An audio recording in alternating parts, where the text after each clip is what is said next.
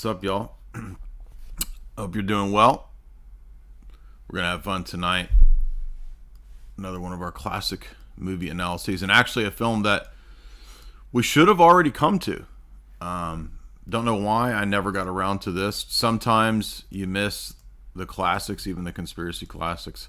This is definitely a conspiracy classic, so I'm glad that we finally got around to it. And I've also noticed that when I don't do a movie, it's typically for the right reason. In other words, there's like providential, synchronicity, whatever, because I wouldn't have done the movie justice, it turns out, because I usually learn a lot of information years later that gives me a much better perspective. That was definitely the case with the Bourne films. When I first watched the Bourne films, I thought, I need to do a deep dive analysis years ago. I remember watching them in the theater, and I knew about Counterculture at the time, but I didn't know near, 1/5 of what I know now. So it really would have been a subpar analysis. It would have been unfair to all of you wonderful people. So it's fitting then that we waited so long to do Network. And so on the one hand, I'm a little bit embarrassed, but I'm also happy that it took me so long to do it. And, tonight we're going to have a great guest with us. So it's going to be a lot of fun. He's excellent when it comes to breaking down literature. And a lot of the literature that I intend to break down, he's already broken down. But you're going to get, unique analysis from both of us, I'm sure, when I move to and get to some of the things that I wanted to do, like some of the lit that he's done. I want to do. I'm not bitching. I don't care. I'm just saying that it's going to be great to do some of that down the road, like the Melville novel on the devil. I think he and I talked about doing this as well. Hey, what's up? What's up? What's going on? Not much. Let me make sure it sounds right. Can you hear me? Yep, I got you. Yep, got you. You good? How am I?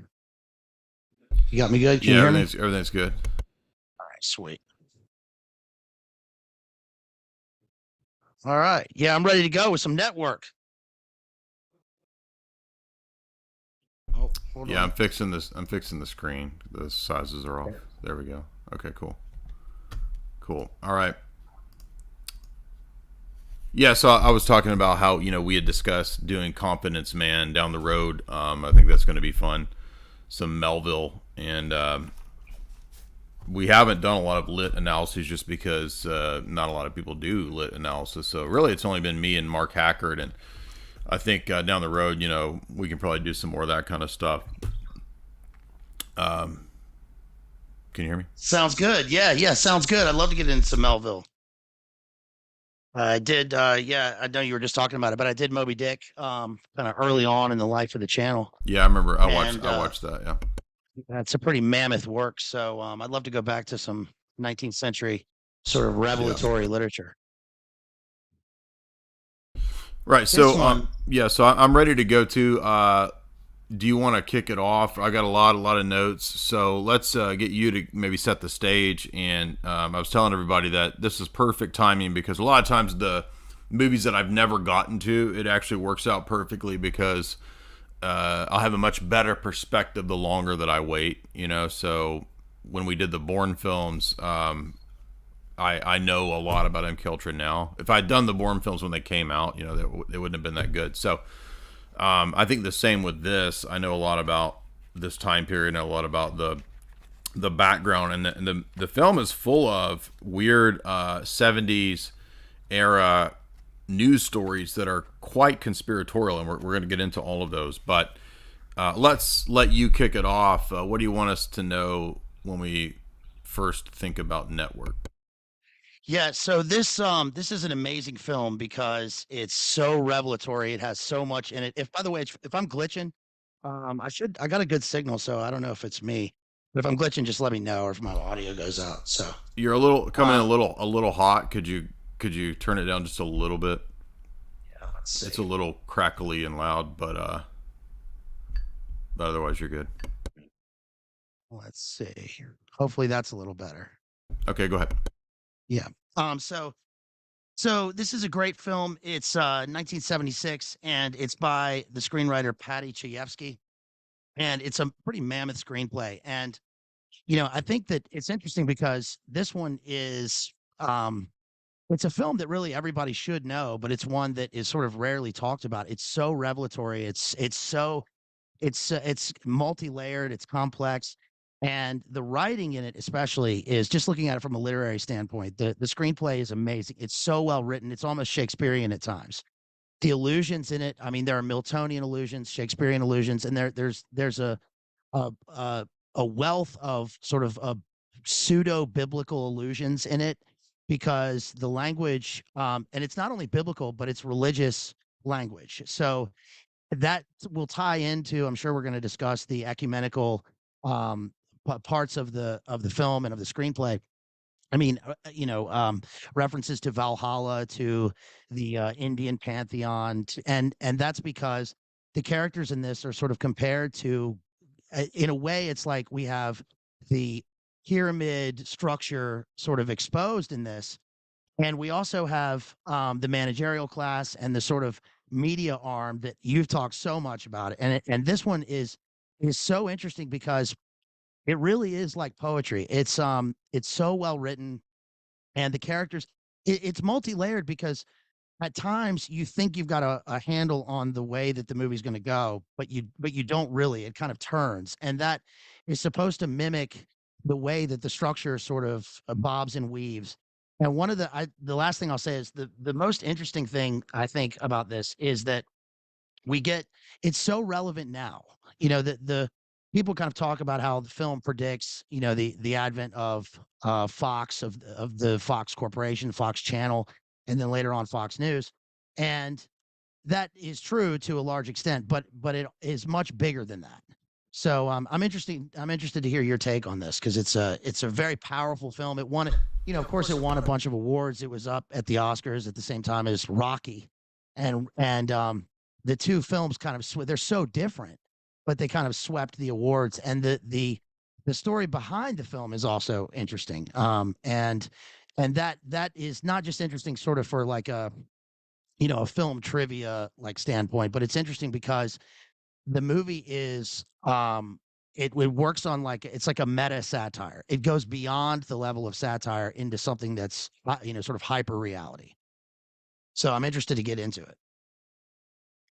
Yeah, I have the meta narrative references in my notes as well, and I was thinking about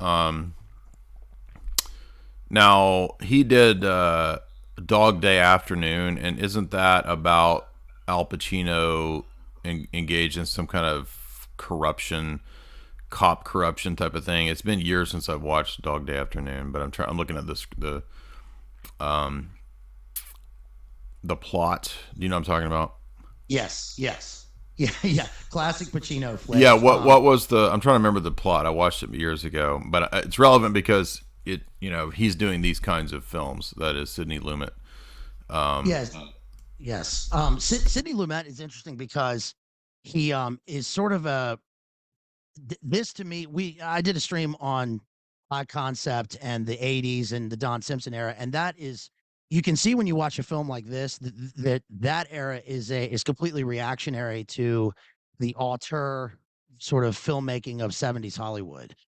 Because Lumet is clearly part of this. He's part of this thing, and yet we have like like an engineered society. It's not just predictive programming, but it's like engineered, and we have the gritty reality of the '70s in the streets. And Al Pacino like robs this bank, and Yeah, that's it. he's not going to take it anymore, just like in this film. And so we kind of go. I think what happens is, like, artistic eras go in cycles, and that's planned. Obviously, a lot of it's planned, but we see like the complete opposite happen in the '80s. And same sort of end point, but through a different kind of mechanism. And Lumet's great. I mean, he was directing films into his like 90s. The last movie he did was this one called The Devil Before the Devil Knows You're Dead with Philip Seymour Hoffman.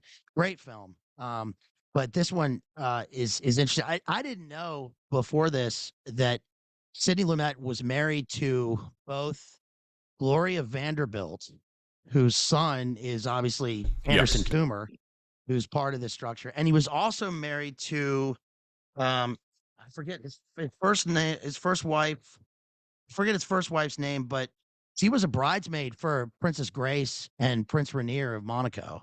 S- it just shows you the like interrelated web that this sort of exists. Yeah, and interesting too because in Shadow Masters by Daniel Esselin, following Dr. John Coleman, he talks about the NWO being the ones that offed Grace Kelly, and that's interesting because it connects into Bilderberg. Bilderberg it plays a role actually in this movie in the background. People don't know that, but the entity that is hinted at here, it's kind of a Blackguard, or a Vanguard BlackRock kind of entity, but it's actually Bilderberg because it was Bilderberg and Kissinger that was behind the 70s oil crisis, and so that is one of the news stories that's mentioned throughout the movie, and it forms the background to the rant about the oil and the price of oil and getting out in the street and yelling, right? I don't know what to do about the price of oil and this and that. And that also relates to the narrative later on about the Arabs taking over and buying everything out. That's part of the OPEC 1970s oil crisis. And this was actually a thing engineered by Kissinger to establish that the Saudis and the Gulf cartel, that they would buy, that they would be using petrodollar. And so this is covered in Ephraim Ingdahl's books, and he talks about how Kissinger organized this via Bilderberg. And that's what's in the background. So people don't, I'm not talking about you, but I'm just saying in general, people don't know that's in the background. Operation Mockingbird is in the background of this movie. The Symbionese Liberation Army is in the background of this movie with the staged, in my view, some kind of weird CIA operation with Patty Hearst and this made-up ridiculous Marxist group, which in this movie it's transformed into the Ecumenical Liberation Army, which is odd because there's also multiple references to the New Age movement and to the younger generation with the Faye Dunaway character and how she lives out her life as a movie, and the older generation of this Walter Cronkite era news executive man that she has an affair with, and then we have the pseudo prophet figure of Howard Beale and the Howard Beale Show, which, like you said, it does have some twists and turns. It doesn't go in the direction that you think. But point being with all of that was just, which we'll get into a lot of that, because I actually mentioned the CIA hearings in the news clips that are being played. And I don't know if that's it might be the MK Ultra hearings, the church hearings, or it could be some other CIA hearing. I don't recall, but all of this shows us, I think, given what you were saying about Sidney Lumet, that he has some insight or some knowledge of how all of this really works, right? So he can see into that power structure, and of course Anderson Cooper, as you said, who is the son of Gloria Vanderbilt. I mean, he's openly known to have been recruited into the CIA for media, right? So that's how this works. Now, it is interesting that they don't really ever mention the CIA in connection to the media, but it's there in kind of a subtle way, I think, given the fact that Mockingbird was going on during this time period, and it's still going on, basically, you could argue. So anyway, that's my overall geopolitical setting for this time period. The 70s were also a time, as you noted, when there was a lot of anti-establishment feeling and sentiment in Hollywood. So you could make a lot of movies that were questioning the system, that were questioning things. You could challenge and question, technocracy, the coming dystopia. There's so many, anti-establishment dystopian films this time period. And, the Faye Dunaway character is supposed to be anti-establishment. She talks about how she wants anti-establishment counterculture news. She wants Marxist news. She wants the people, all this nonsense. And the irony, of course, is that we find out later on that ecumenical liberation army is just this completely controlled cutout thing. They're concerned with their profit share of the TV show that they're going to get, which is a reality show. So they're basically getting this reality show years before reality shows.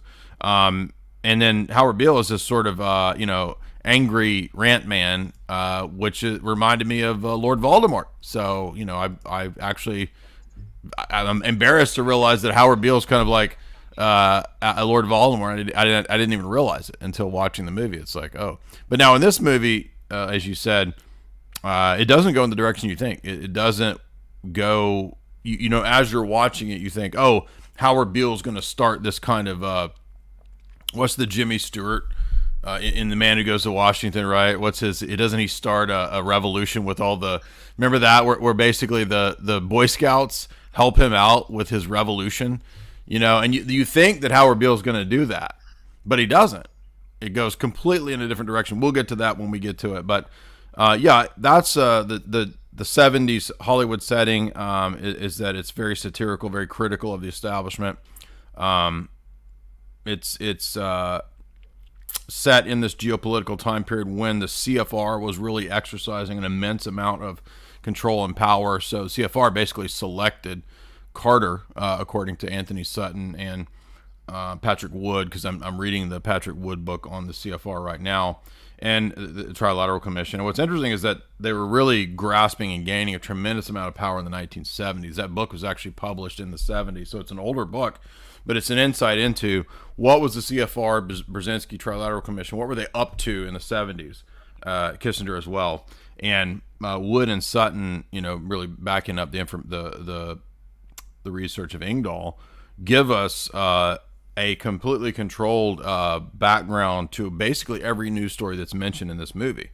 And I think that that's on purpose. All of these news stories that are mentioned, the CIA in Angola, okay, I just covered that in one of my recent videos. The Symbionese Liberation Army with Patty Hearst, the daughter of William Randolph Hearst, being kidnapped and mind controlled. So there's an MK Ultra theme, and they actually put it out. This is where we know about Stockholm Syndrome, is because they first said, oh, well, you see, you can be kidnapped and fall in love with your kidnappers via this mind control process of Stockholm Syndrome, which they supposedly did to Patty Hearst. I think that was some kind of psyop myself, and there's a classic kind of Mae Brussel analyses, if you're familiar with like classic old school conspiracy stuff. And Mae Brussel did some really fascinating breakdowns back in the day on her radio show, talking about how the Patty Hearst thing is basically one big psyop. And of course, the Symbionese Liberation Army, most of these kinds of groups are typically created and steered entities. And we find out in this plot that that's more or less what the Ecumenical Liberation Army is. It's basically the same thing. It's a satirical version. Yeah, in fact, it's exactly what happens in the film, because when the Tupac's mom comes and introduces herself to Faye Dunaway in the building, right? They sort of introduce themselves as characters, and they introduce, sort of a tagline. She says, they have their taglines, they introduce themselves, and they spend a lot of their time negotiating what is going to happen and what the clauses are going to be and what they're going to get from the show. And then later, when she has to go back and talk to the great Ahmed Khan in his communist hideout or whatever they call it in the film, remember the scene where they're arguing, and then all of a sudden he pops a round off and he says, show her the overhead clause, right? So this guy's like totally tuned in to the business negotiations. And it's interesting. I mean, all of the things that you mentioned that are in the film, in terms of the first thing that they meant, one of the first news stories that they mention at the beginning of the film is the recent assassination attempt on Gerald Ford from Squeaky Fromm. Yeah, exactly. Right. And then they say that this was the second attempt in 2 weeks. Then they mention Nelson Rockefeller, they mentioned Kissinger, they mentioned I think that it's so I guess it's relevant that you mentioned that the backdrop is this sort of BlackRock Vanguard, conglomerate, because they spend a lot of their time talking about how for instance, the president of the news organization, like, is just a, he's nothing. He's a puppet. He just barely said a word in the meetings. And they talk about the stockholders meeting, but even the stockholders meeting is like a low level entry into what they're actually doing. We don't get to see Jensen, who's the supposed head of the Exactly. organization, until later on in the film when he does his corporate cosmology soliloquy. And even he is just a liaison for whatever the group is. And of course, I know we're going to get to this at the climax of the film, and it's not a spoiler, people, folks at home. But once Beale starts mentioning money and banks and the Saudi oil group, is when the story it veers off again into a different direction. And I don't see how anyone could watch this now who was in tune with anything and not think of the major hedge fund banking, the banking corporation, and John Perkins, and all the stuff that's like a backdrop to this. The other things that I think are interesting are that I, on my most recent rewatch, I couldn't decide whether Beale himself, because Howard Beale, folks, is like the description that's used most often for him is that, like, he experiences a psychotic break, right? He's an old school newsman, he's like Mad Men, but at the news, and he was there in the 50s and, Murrow and all this stuff. But the scenes where he is asleep or where he's dreaming and he gets his messages are like, I was thinking, this is almost like V2K, um some sort of Delgado thing going on. I mean, I don't know if that's actually the case, but it looks like it in the film, like because he's receiving messages, and we don't know if it's literally he's receiving messages from the outside or if it's a psychotic break or he's in touch with his guru, as he says in the movie. But it is interesting that he becomes a sort of other person, and he's unpredictable.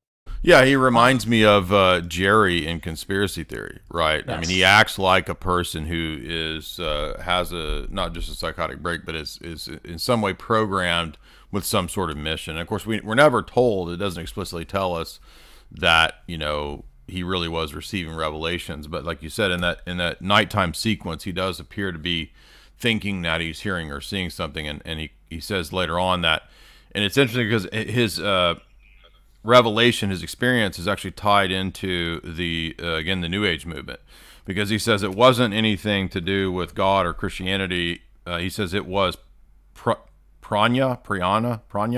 He said it was a Hindu awakening.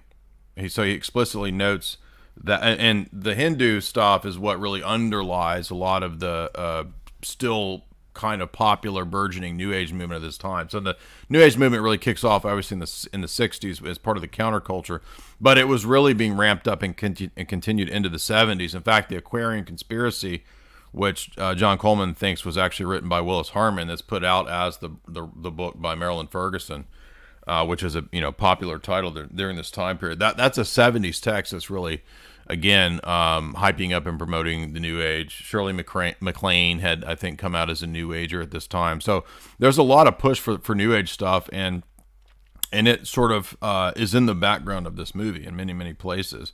So I think that his awakening, like you said, whether it was voice to skull, mind control technology, or whether he really thinks he's having some kind of break, he's not a prophet like you first think. You think at first he's going to start being this kind of Billy Graham style hellfire brimstone preacher, and when they want to replace him, they actually say we need to find some kind of Billy Graham hellfire brimstone kind of guy, which is funny because Billy Graham, I think, was pretty much a CIA asset as well during the Cold War. So again, we have another kind of controlled Cold War era figure. They even mention Walter Cronkite, and you said they were talking about Edward R. Murrow and the old school broadcasters. Well, they mentioned Walter Cronkite specifically as well as many others, because he was a famous CFR and Bohemian Grove attendee, and of course those classic clips have Walter Cronkite saying that I'm absolutely on the side of Lucifer in the New World Order.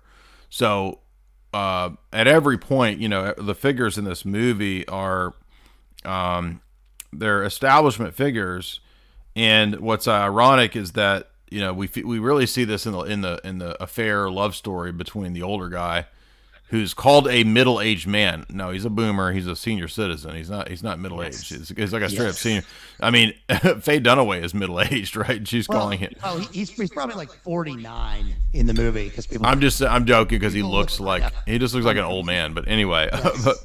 but Jamie and I were laughing about that. But anyway, what the last thing I wanted to mention was that let's we've kind of jumped around, but I'd like to go back to kind of how it starts if we could, because there's so many good points and good notes. I don't want to like get too skipped around. So the film opened. Can we go back to the beginning? Is that cool? Yeah. I don't want to Yeah. steal your thunder if you had something you want to talk about. But No, that's good. Let's do it.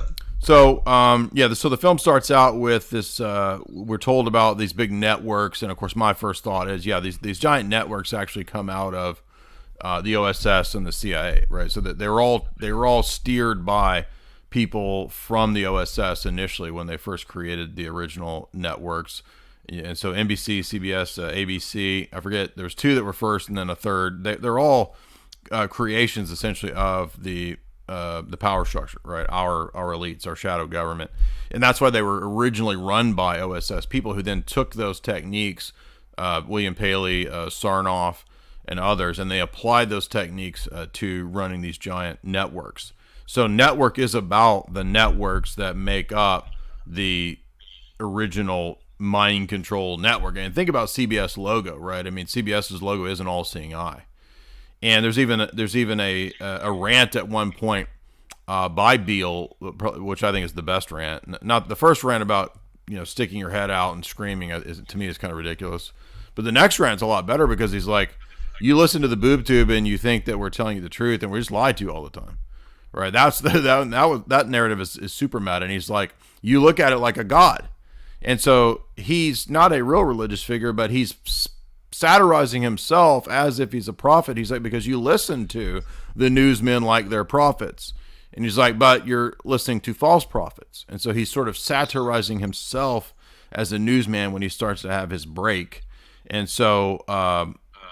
Anyway, that's my initial thought when it kicks off. But I wanted to also mention that when they said the assassination attempt on Ford by Squeaky Fromm, well, if you're familiar with the work from Tom O'Neill on Chaos and Manson, you know that there's an obvious CIA connection to Manson and all that. So right away we have, again, these references to these CIA stories that are really important in the news, like Manson. And then I would say, yeah, of course, the assassination attempt on Ford, all these things are typically in some way, psyops and controlled operations. And then we're going to get this reference to Beale saying, I'm going to kill myself on air, which is also perhaps referencing the Bud Dwyer incident, right? Because that was a huge news story when that, I think he was a senator or congressman when he did that to himself, unalived himself on air.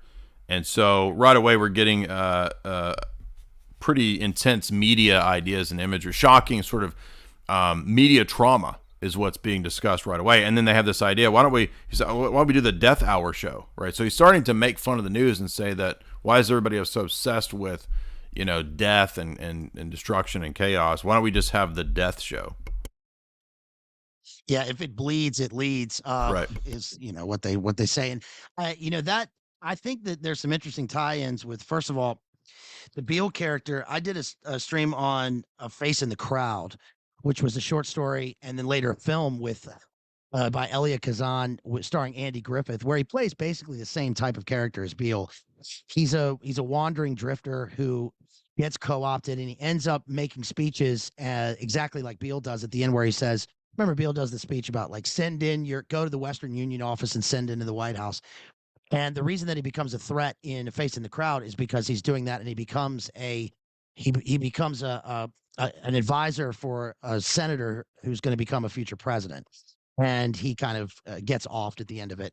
And I think that Nightcrawler is a kind of good example of this in the contemporary era, because it takes the national news and takes it down to a local level. But one thing about Network as a movie that's interesting is to consider that at the time, up until, well, probably still now, for most people, especially most normies watching the news or television or whatever, the things that occur now are so fast moving that by the time they're covered on the news, they're not news anymore. So news is kind of a it's a it's almost a misnomer in the sense that they later on talk about time. They do this whole thing.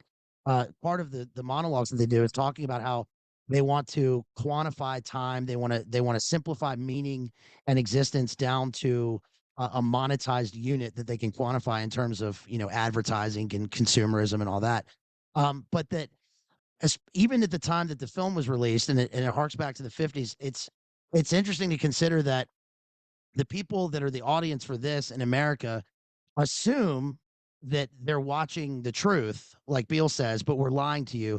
Whereas in a controlled system, like in like so let's say the Soviet Union, it's like you're watching the news, but you know that it's state controlled, and so there's no sort of illusion about that. Here, problem is that it's people are blinded by the illusion. It's almost a Brave New World thing where people are like willingly walking into their sort of slavery, and that Beale, even when he does the speech later and he says that we're lying to you, it's like, well, are you lying to me now?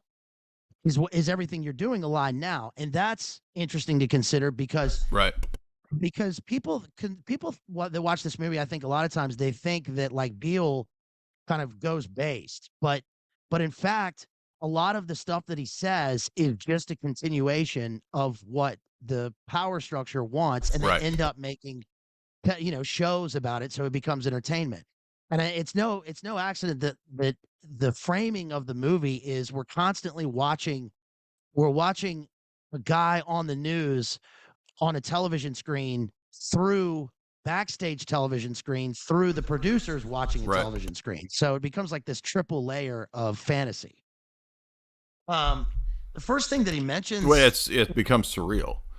right? And we are divorced and dissociated by layers from this surreal thing because it's not real, right? And the irony, of course, is that what's real is actually in this embedded in this absurdity and this satire and this surreal element, but it's cloaked and covered in all this lies, just like the news and the so-called news reporting itself is.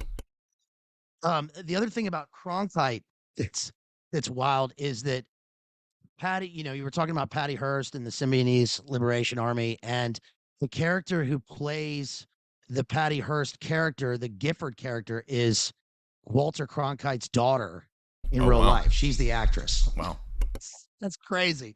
The first thing that they mention in the voiceovers, they talk about Ford's energy program, the hearing on Patty Hearst bail, cruise violations in Beirut, but then this screenplay is so well written. The narrator says, in his time, Howard Beale had been a mandarin of television. So he's introduced as this sort of authoritative, almost imperial figure. And then in the next part, it says the camera moves in to isolate Howard Beale, who's 58 years old, silver-haired, magisterial, dignified to the point of divinity. Narration continues over. And so then, that we get introduced into the news segment.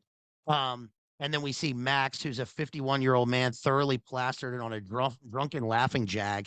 The two best scenes, I mean, this is a comedy. So, and it's kind of a classical comedy. And Max points that out. He's, in a way, he says, towards the end of the film, he'll say, and there's a happy ending, right? So it's the movie shows at the very end that like life goes on, but the actual funny parts in the movie are, one is right at the beginning of the film when Max is William Holden, and William Holden and Peter Finch are talking, and they go out onto the street, and they're like in New York, they're talking, and they're telling this story about the George Washington Bridge and how he first started to become a reporter. And that's an interesting story because it's repeated in the film. He says that he got his first lead and he told the taxi driver to take him out of the George Washington Bridge, and he was going to run out to the middle, and the cab driver says, "Don't do it, buddy. You've got it, you've got a long way to go." But it's interesting what the screenwriter's doing here, because it's like we're on a bridge between two worlds, and we're standing over this abyss, this chasm. I know I'm probably reading a little bit into it, but that is exactly what the characters that's where the characters find themselves continuously throughout this thing. It's like Max he's in Manhattan, he's a producer, and then he gets fired and he goes back and forth. Whereas the Peter Finch character Beale finds himself in the middle. But when they're drunk and like they're laughing about it, it's really funny. And Peter Finch is I mean, he's a great actor in this. And the one thing I'll say about acting in the movie, just as a side note, is that like when they have that drunken scene and these guys play like obviously very authentic, 1950s through 70s drunks. Finch does this thing where he's not playing drunk, but William Holden is like overplaying his drunkenness. And then later we see Finch after all the like rigmarole, he's like dressed in black with this black turtleneck, almost like he's an actor auditioning for a role, which essentially he is.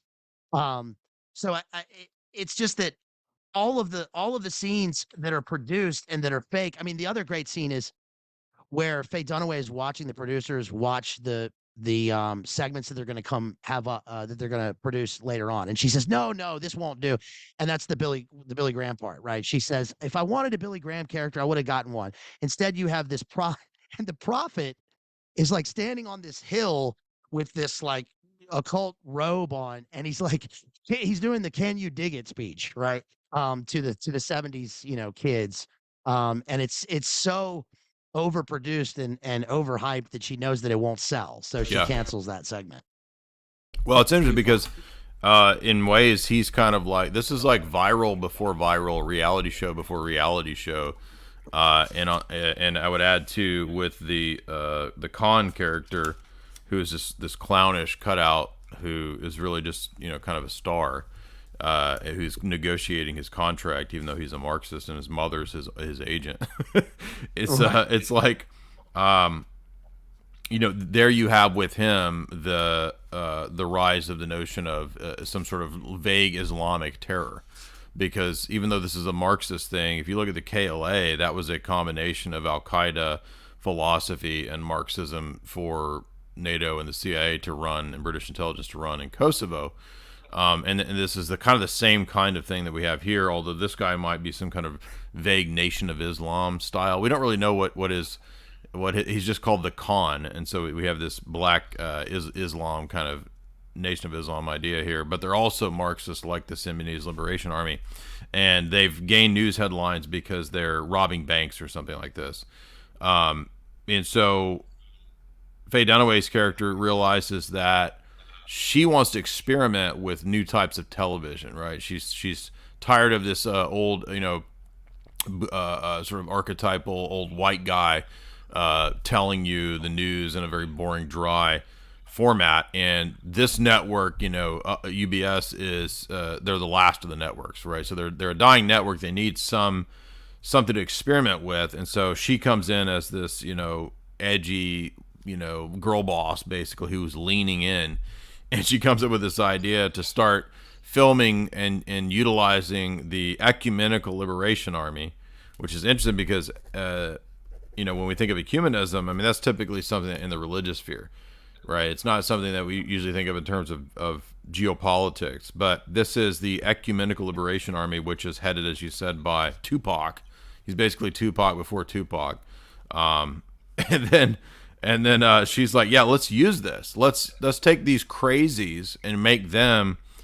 And this is like again way ahead of the idea of. I mean, there are predecessors, I guess, contemporary with this, like the Gong Show, right? Chuck Barris.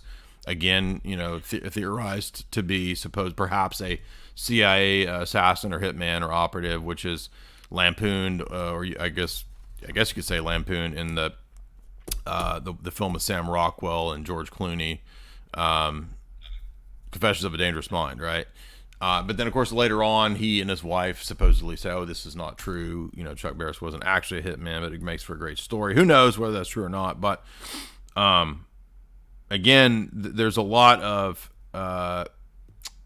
elite superstructure CIA elements just everywhere in this film. But it's not apparent unless you kind of know the background. And I wanted to get into some of the, beyond just the SLA and Patty Hearst and all that, and the 70s OPEC, but also the, and not just Cronkite and the CFR, but Mockingbird.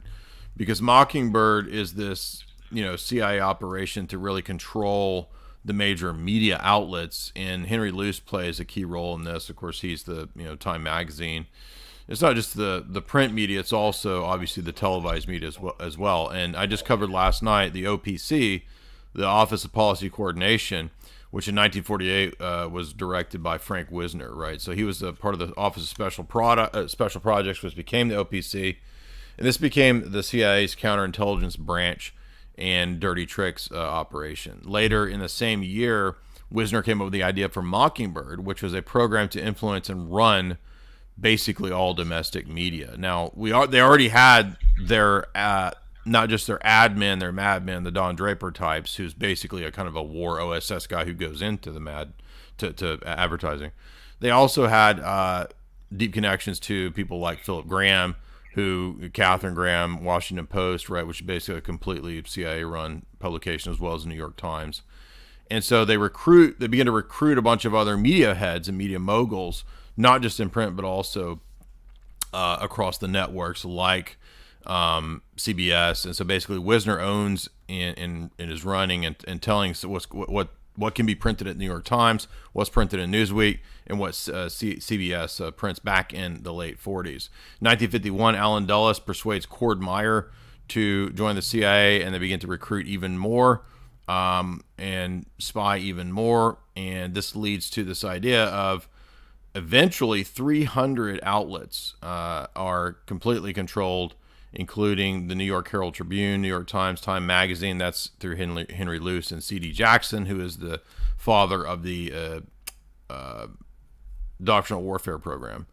On and on, basically all the big media at this time. I'm not going to list all these, but you get the idea. And so basically, Frank Wisner, his mighty Wurlitzer is that he can play, right?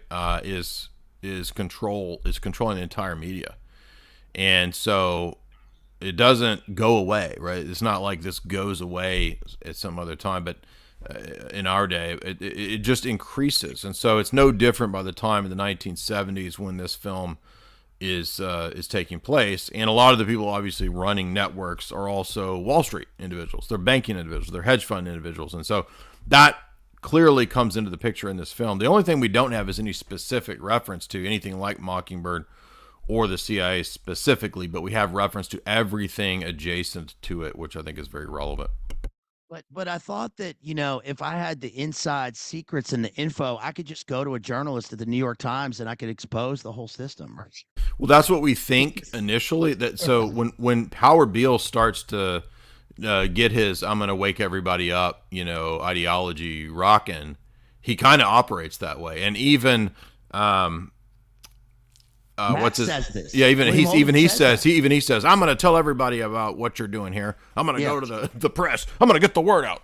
Right, which of course doesn't work. Yeah. And in the film, it doesn't work. I'm going to go to all the journalists and tell them about it, who, by the way, are owned by the same companies. And also, I've got credit because I'm going to be a college professor now that I'm having to retire. And then they're like, "Can you be a college professor?" And he's like, "I gave a speech once at, Community College, Missouri. So yeah, I can do that." The biggest Mockingbird element that I see just on the surface of the film is when I think Mockingbird, one of the things that I think is it's almost a meme of the montage of all of the local, news reporters. This is dangerous for our democracy, right? Echoing the same talking points, and it's one, and then it's four, and then it's 12 of them, and that sort of occurs at the beginning of the movie because it's in 3 points in the movie where we have one reporter talking, and then we have 3 of them talking, and 4 of them are talking, and they're on a screen laid out in the same fashion. They're not echoing the exact same talking points, but it's sort of it shows that it's all the words are slightly different, but the message that they got from the guy writing the talking point at the Pentagon or whatever is the same. And I think the movie exposes that pretty well. Yeah. Like you said, it doesn't name it though by name.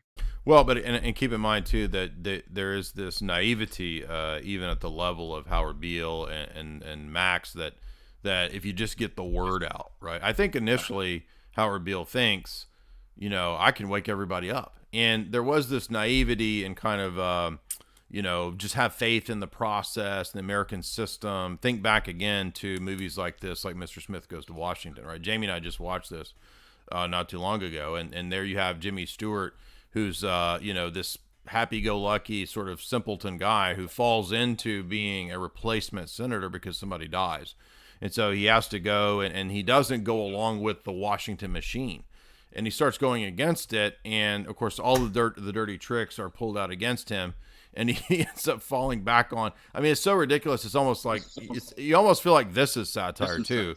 But I actually think it's supposed to be that naive that let's get the Boy Scouts churning out their newspaper, and then we can throw the rats out of Washington, right? We can expose the corruption in Washington if we just get the Boy Scouts active. I mean, it's just silly. But think how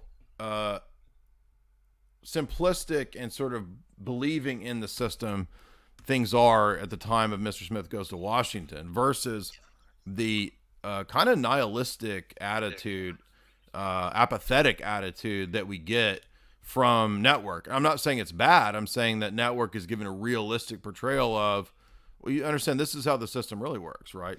Think about another film at this time, around this time, the one with I just went blank. Madonna's ex-husband, Warren Beatty, the one where he's programmed by this corporate to be a patsy. That he's mind controlled by the corporation. Talking about the 70s. Not where he's the senator. That's in the 90s. Bulworth, No. where he's the senator. No. Not Shampoo, where he's the man, where he's JC. No, the MK Ultra. It's a 70s MK Ultra movie with Warren Beatty where he's a journalist, right? And it's the same idea where he's investigating this corporation that has this MK Ultra technology that's basically creating assassins. And he stumbles onto this, and he's going to expose them, and then they grab him and mind control him, and they make him a patsy. Parallax View.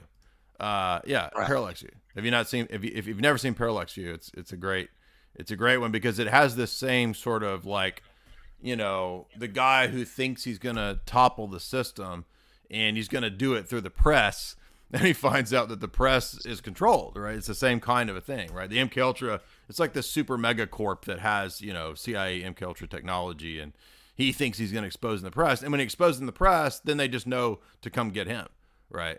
So it seems like by the 70s, there's this radical shift from the 40s, 50s optimism. By the 70s, there's this sort of just helpless against the machine of the system attitude, and that's definitely going on in Network. And if you watch Black Mirror, it reminded me of the one where the black guy's on the bicycle and he's just getting the Pokemon pop-ups all day, and he finally beats the system, and then they give him his own show and his own apartment, right? So when he beats the system, he's basically now just part of the system, right? And they give that same offer to Howard Beale at the end, right? Yeah, it's Pokemon pop-ups. It becomes meta satire because again, they think that they can expose the system through the media arm. They are the media arm. They know. I mean, like the first tenth of the movie is them in production meetings about what they're going to cover and how they, the deportation of Jonathan Lennon, right? What do they say? Is it strong enough to bump? And then they're going to go to the detective talking. Then they're going to talk about Squeaky Fromm. Then like you said, Patty Hearst affidavit, Gorillas in Chad, OPEC in Vienna. Oh, but we got to do the shampoo ad, right?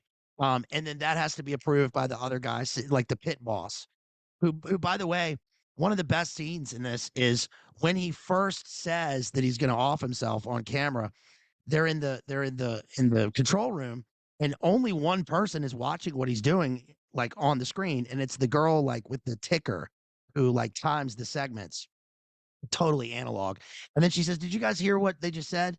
And then it takes like 7 people to even know what he said until it comes down from the top, and then the president of the network gets involved. Then Robert Duvall gets involved. Then the other guy. It goes up this sort of chain of command.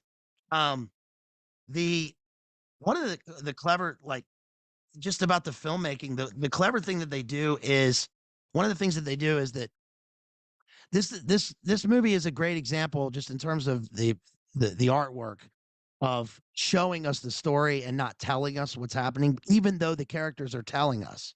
So, for instance, like the way that the movie starts off sort of dark, everything's taupe, it's on small screens, and it eventually gets more expansive.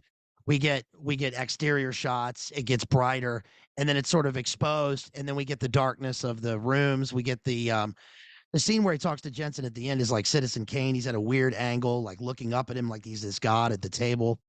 And I think that the like this screenplay is so well written because it's an example of like the economy of style in that it doesn't have to be long with a lot of words telling us or telling the filmmakers making it what's going to happen. He has it's almost written like poetry.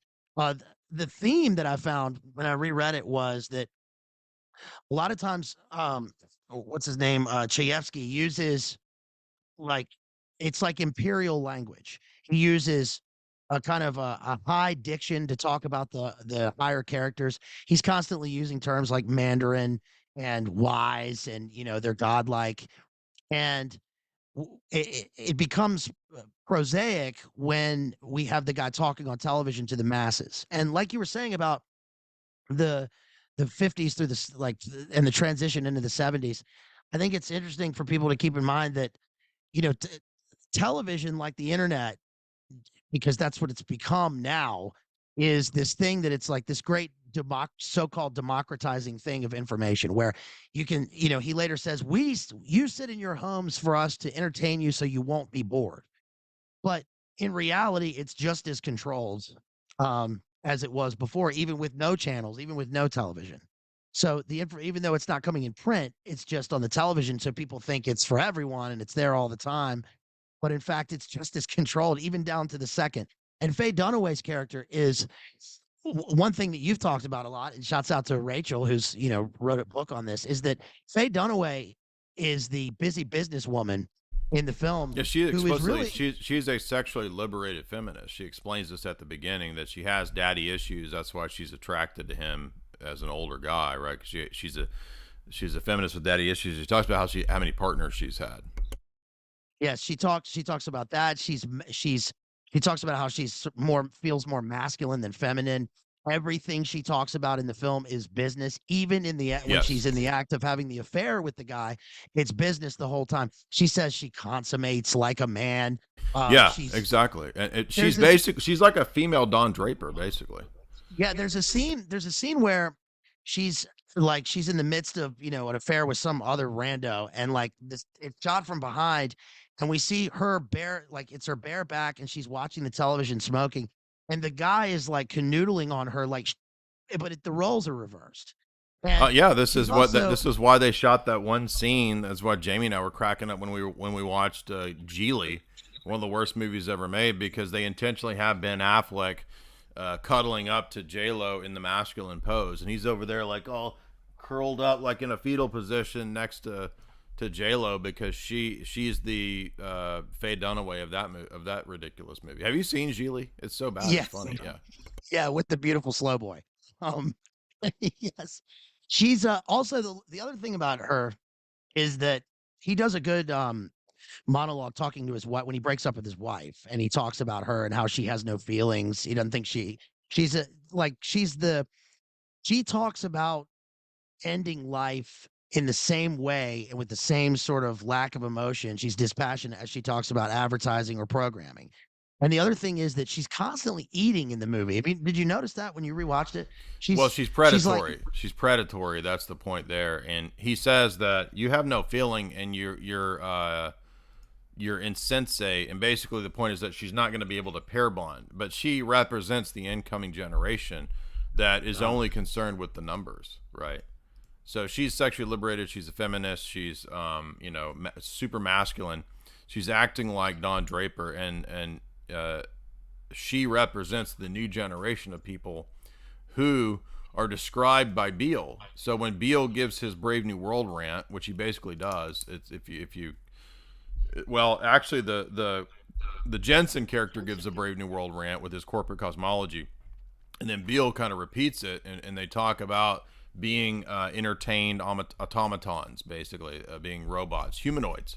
They keep using Humanoids, the yeah. phrase. They use the phrase humanoids, which is this, invasion of the body snatchers, collectivist kind of ideology, and they're basically saying that the corporations. There's this great scene, again with the Brave New World references, where the Jensen character says, "We will have everybody entertained, and they will be tranquilized, and they'll be happy. You will eat nothing, and you'll own nothing, and you'll be happy.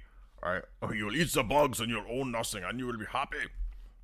So he's like this Klaus kind of character, right? This Yes, corporate, yes. Vanguard, BlackRock kind of guy at the end. But what he lays out is actually what H.G. Wells says, which is that the corporate world will bring the global socialism. So the global socialist order, which will get rid of individuality, because they actually make that clear in the screenplay too, that individuality is what will actually be sacrificed, because there's not going to be a bunch of nation states anymore. It's corporations, and those corporations will all be under one corporation, and that will give everybody the collective identity. He says it's an amazing speech. He even does away with the notion of, like you said, nation states, and he uses Russia as an example. He says, "Do you think Russia sits around and like at the board? Do you think that the committee sits around arguing about like Karl Marx? I No, mean, he no, says they act like a corporation. right." So, I think that we could do the entire thing just on the monologues and the thing and the guy's last monologue. But do you want to talk about Beale's first? Let's see, his first speech here. Oh, I noticed, by the way, that the characters. There's a character named Cheney in this. There's a character named Snowden, which is interesting. And he says when we first get to Max's office, I mean, sitting with Nelson Cheney, again, it's like this Roman imperial language. He says he's a patrician, right? He's a patrician sitting behind Max's desk and on the phone looking up to note Hackett's arrival. These guys are from another order. They're above Yeah, corporate the empire. Yeah. right. They're above and the way that they vie for power throughout the thing, and they expose that. Like, if I do this, then Robert Duvall won't be able to kick me out when I have total control. I'm gonna need to count on essentially your vote in the Senate. Um, and yeah, oh, they mentioned Kissinger and the UN. Um, I wrote that the stockholders meeting insights into the power structures on a basic level, even though it's a massive organism, which they kind of allude to in this. Right. Later on, I'm kind of skipping ahead here, but Diana, let's see, when Schlesinger meets with Diana, Diana says this is where we get the foreshadowing of what happens at the end of the film. The Arabs have decided to jack up the price of oil another 20%, and the CIA has been caught opening Senator Humphrey's mail. There's a civil war in Angola. You mentioned that. Another one in Beirut. New York City's facing default. We finally caught up with Patty Hearst. The whole front page of the Daily News is Howard Beale. So they Yeah. decide to run with him because if you haven't seen the film, like what happens is Beale goes on his rant and says what tune in on Thursday, our ratings are so bad, I'm going to off myself on camera. And this drives the corporation crazy. They come in and they say, you can't, this is debasement of media. We have standards and practices, and we've never heard of such a thing. And then what ends up happening is the ratings explode, and Robert Duvall decides to buy into it because the corporation buys into it. They're making more money, and they're just going to further what they were going to do anyway, but they just do it in a different way. And Robert Duvall says, well, what I thought was, it's interesting because UBS, and the name UBS is seems to be. I mean, I couldn't help but think of the Swiss bank. What's the annual income just as stated? They have 3.2 trillion in assets under management as stated, of course. But they become like what Fox became. I mean, Fox began in 1986, and if you were alive in 1986, then anybody would remember like Cops, right? Cops was like the first big show that drove Fox into the limelight and like into a new media thing. Because I remember being 6 years old and like we had channel 6, 8, and 12, and it was those companies. And then Fox Yeah. came around and they had Cops, America's Most Wanted, and Married with Children. right? And it wasn't Yeah, until a I long remember. time when the news came around. But they start as kind of a reality TV show, driven just like in this, which is Yeah. pretty predictive. Um, let's see. Yeah, exactly. It's also prior to the war on Terror as Right. well, and so when we come to that first rant where he really starts Mhm. getting shaking things up, did you notice that there's not really any reason for it? It's almost like uh, I'm mad as hell. I'm not going to take it anymore, and then you're sitting there thinking, okay, what are you mad about? He's like, I don't know what to be mad about. He says, I don't know what to do about the inflation and the this and the that and the oil crisis and this and that. He says, I'm just mad. And so it's like this irrational mob psychology. And it's oftentimes played, and I understand why, right? It's played as if it's this movie about waking people up. Maybe in an indirect way it is. But it's more of a tragedy about the human condition and more of like a satirizing of this idea of network television giving you anything truthful, because the Beale character is, again, he's more of a fool character. He's not actually a prophet character. He's more of a fool because everybody sticks their head out the window and screams, and they're all doing it because the TV told them to do it. That's the irony here. It's not an actual awakening. Now, Beale seems that he's sort of he's huffing his own farts, right? He actually believes that he's waking up and he's had this great spiritual enlightenment, and he's going to wake everybody up. At least at this point, we think that. And then he tells everybody to stick their head out the window and scream, and they all do it. So it's like everybody's operating in a collective. And this is reinforcing what's later said in the story, that what's going to be done away with is individuality, everybody's individuality, because you're all going to be put into a Brave New World collective.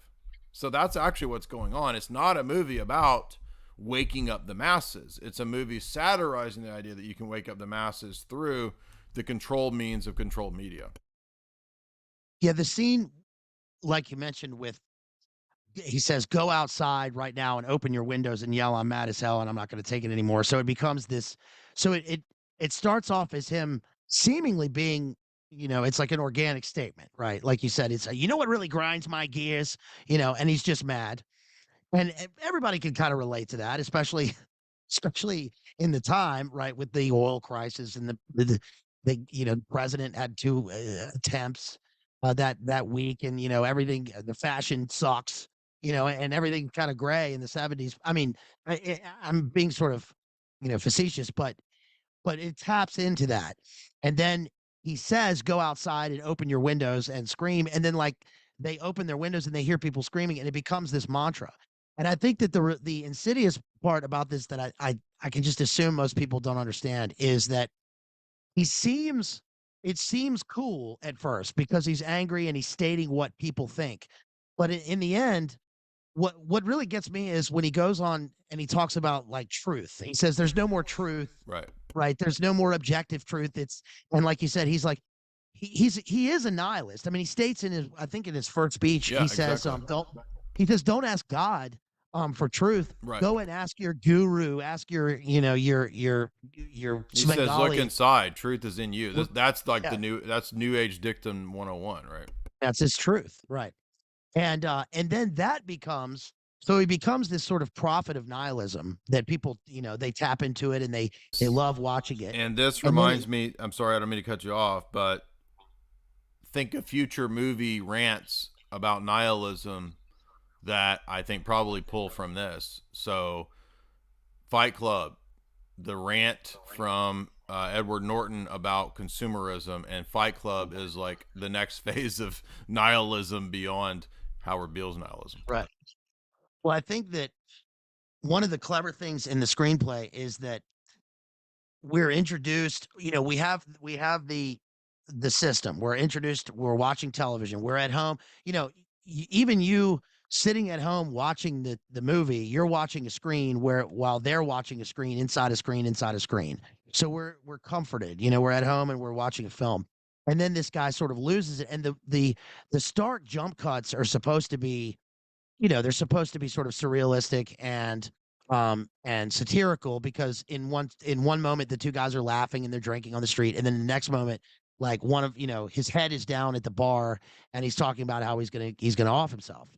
And then that we see how things maneuver. And then at the end of the film, because of the the explicitly religious language that he uses throughout the film, at the end, when we get Jensen, I think the climax of the film is when he says, Beale is sitting there looking up at Jensen at the end of, in Valhalla, he calls it Valhalla, in the boardroom, and he says, I think I've seen the face of God. And Jensen says to him, you just might be right. Yeah.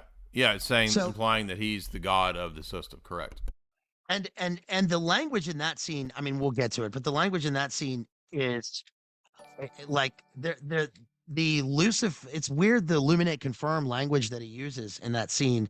Um, he says, um, he makes references to like radiant light. He's seen the light. He's bathed in light Yeah, behind he him. said before that, yeah, he is an emissary of the light. Again, New Age Luciferian type of terminology, but it's because he's now understood that, he's not actually awakening the masses. He's a controlled prophet. And in fact, the Faye Dunaway character had said earlier on, if the people want a prophet, give them a prophet. In other words, the corporations will give you the prophet that you want for the ratings and for the ads and all that. So it's just a numbers game. And later on, when they want to replace them, they decide, let's just find another guru, another Ten Commandments kind of Moses figure. They can't find one, and then they decide, as you guys know, spoiler alert, well, I guess we're just going to have to get rid of him because now he's a problem.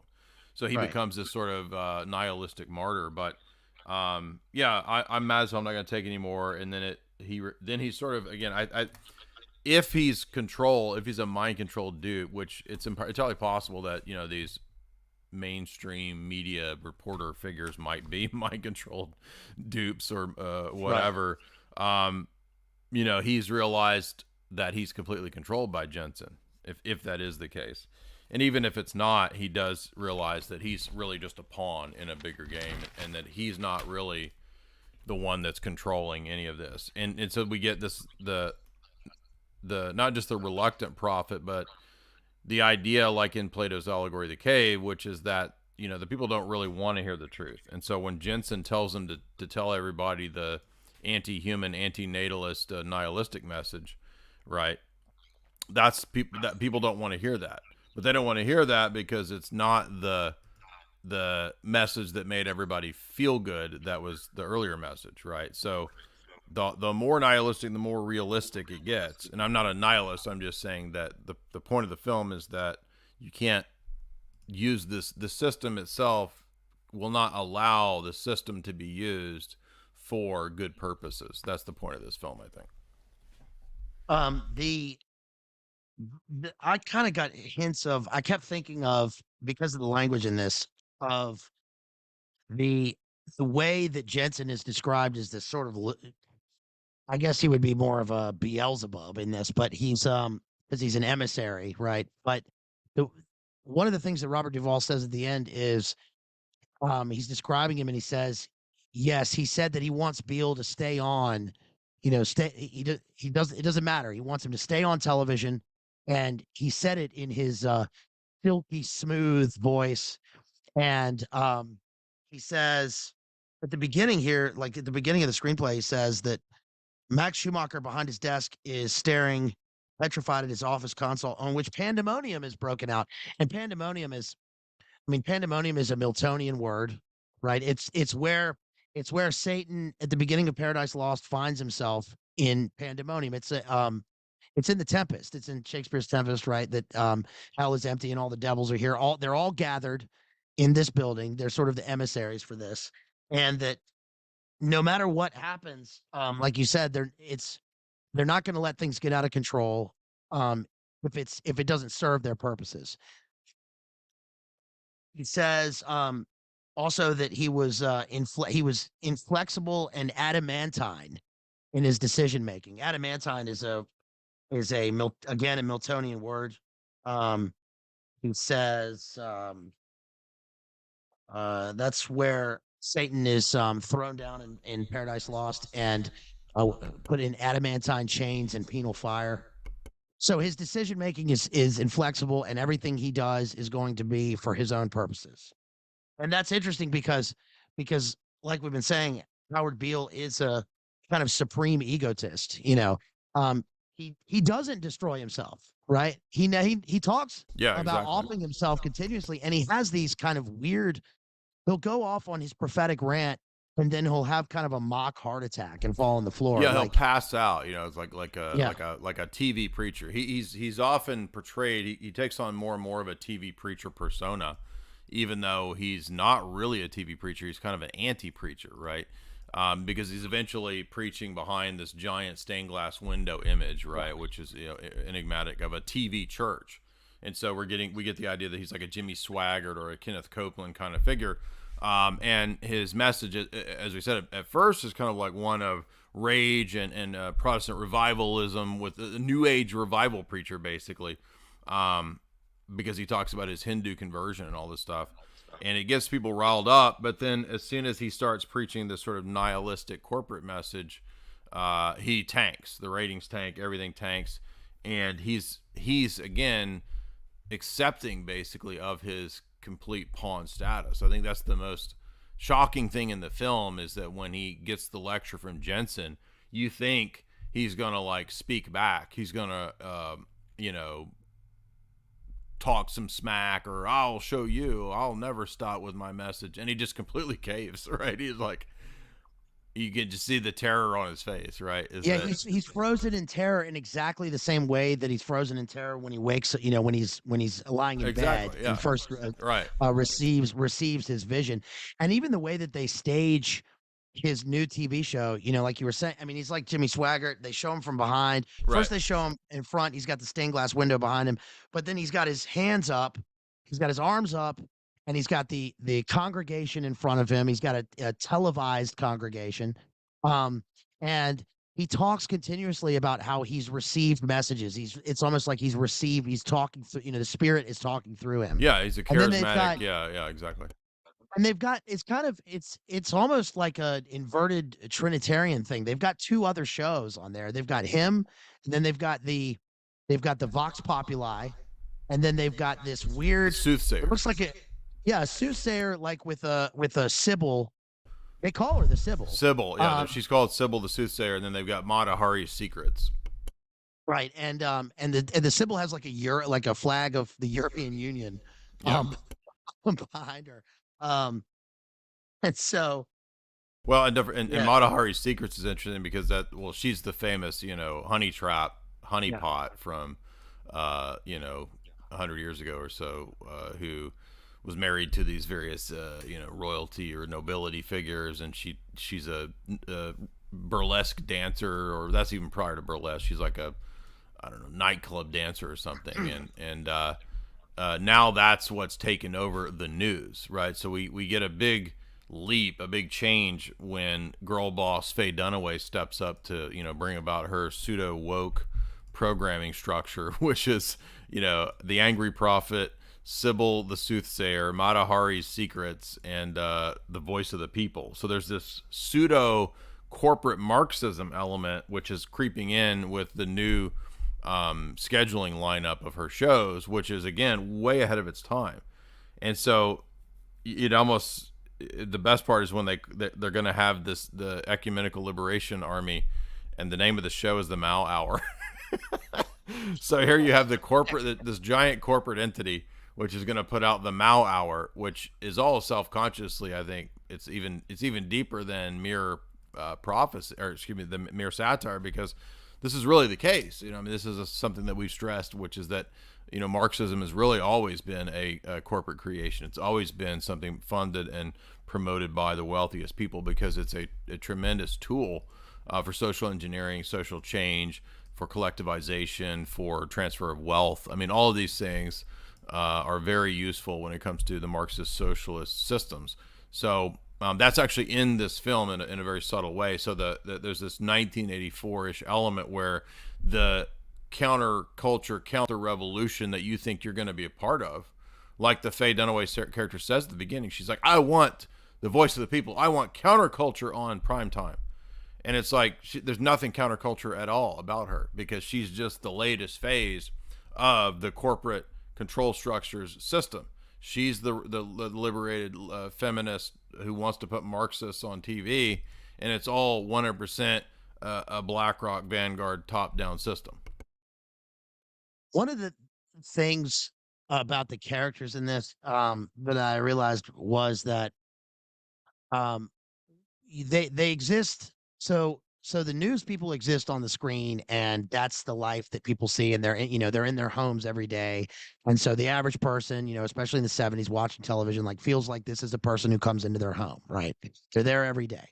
And one of the things with Beale is that we see him on the television, then we see we hear him talk about his backstory, and then we see him off stage, we see him in the office. But as time goes on in the film, he only comes into frame when he's on camera. There's even a scene where he's been in a rainstorm outside, and he comes in with his rain jacket on, and that's interesting because it's like he's gone through some sort of neo baptism into a new age movement, and he starts ranting again about his grind, what grinds his gears. But what do you make of the Max character? Because like you said, Max is it's a generational thing where Max is clearly he's a World War II guy. He was there in the 50s. At first, he's like, we're going to get this trash off the television. We're going to go back to straight news. Right. And then he gets fired. Then he comes back. Then he gets fired again, comes back. But Max's whole thing is that he loses his marriage, but he wants a relationship with Faye Dunaway, even though he realized. And do you think that that's because that shows that the older character wants to be involved in the new thing and sort of realizes it, or is it Well, showing he that seems to his thing is waffle, old? right? Like he doesn't know what he wants. He's a generation and a character that feels left out. He doesn't understand that this craziness is a success. It goes against everything that he's useful when it comes to what he's used to when it comes to somebody uses this phrase about like broadcasting standards and news reporting standards, right? That's this old generation, and he can't even come to grips with the degree to which the next generation has been brainwashed in terms of counterculture, which is again just a Tavistock creation. It's nothing to do with real counterculture at all. It's totally control structure and bringing in the next phase of control structure. So I just see him as a weak, vacillating character who doesn't know what to do with the future shocks that have come to the system. And this is actually when Tavistock and these entities were rolling out future shocks. This was actually in the time period when Alvin Toffler was writing about future shocks. And so these social stressors and future shocks are intended to create this catatonic state in the masses and in the viewer. That's exactly what happens to Howard Beale. Howard Beale represents and exemplifies the breaking psyche of the future shock of that generation, being shocked with the mature adult generation in this mid 70s period. They don't know what to do with it.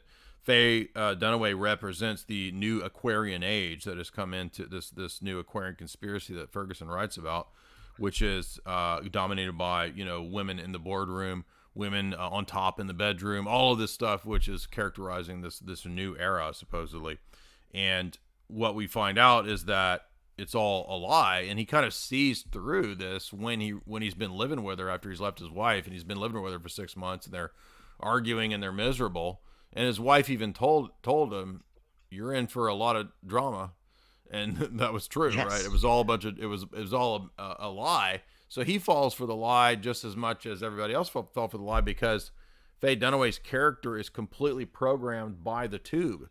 Because she sees everything as a script and a screenplay that can be altered and changed at will for ratings and for power.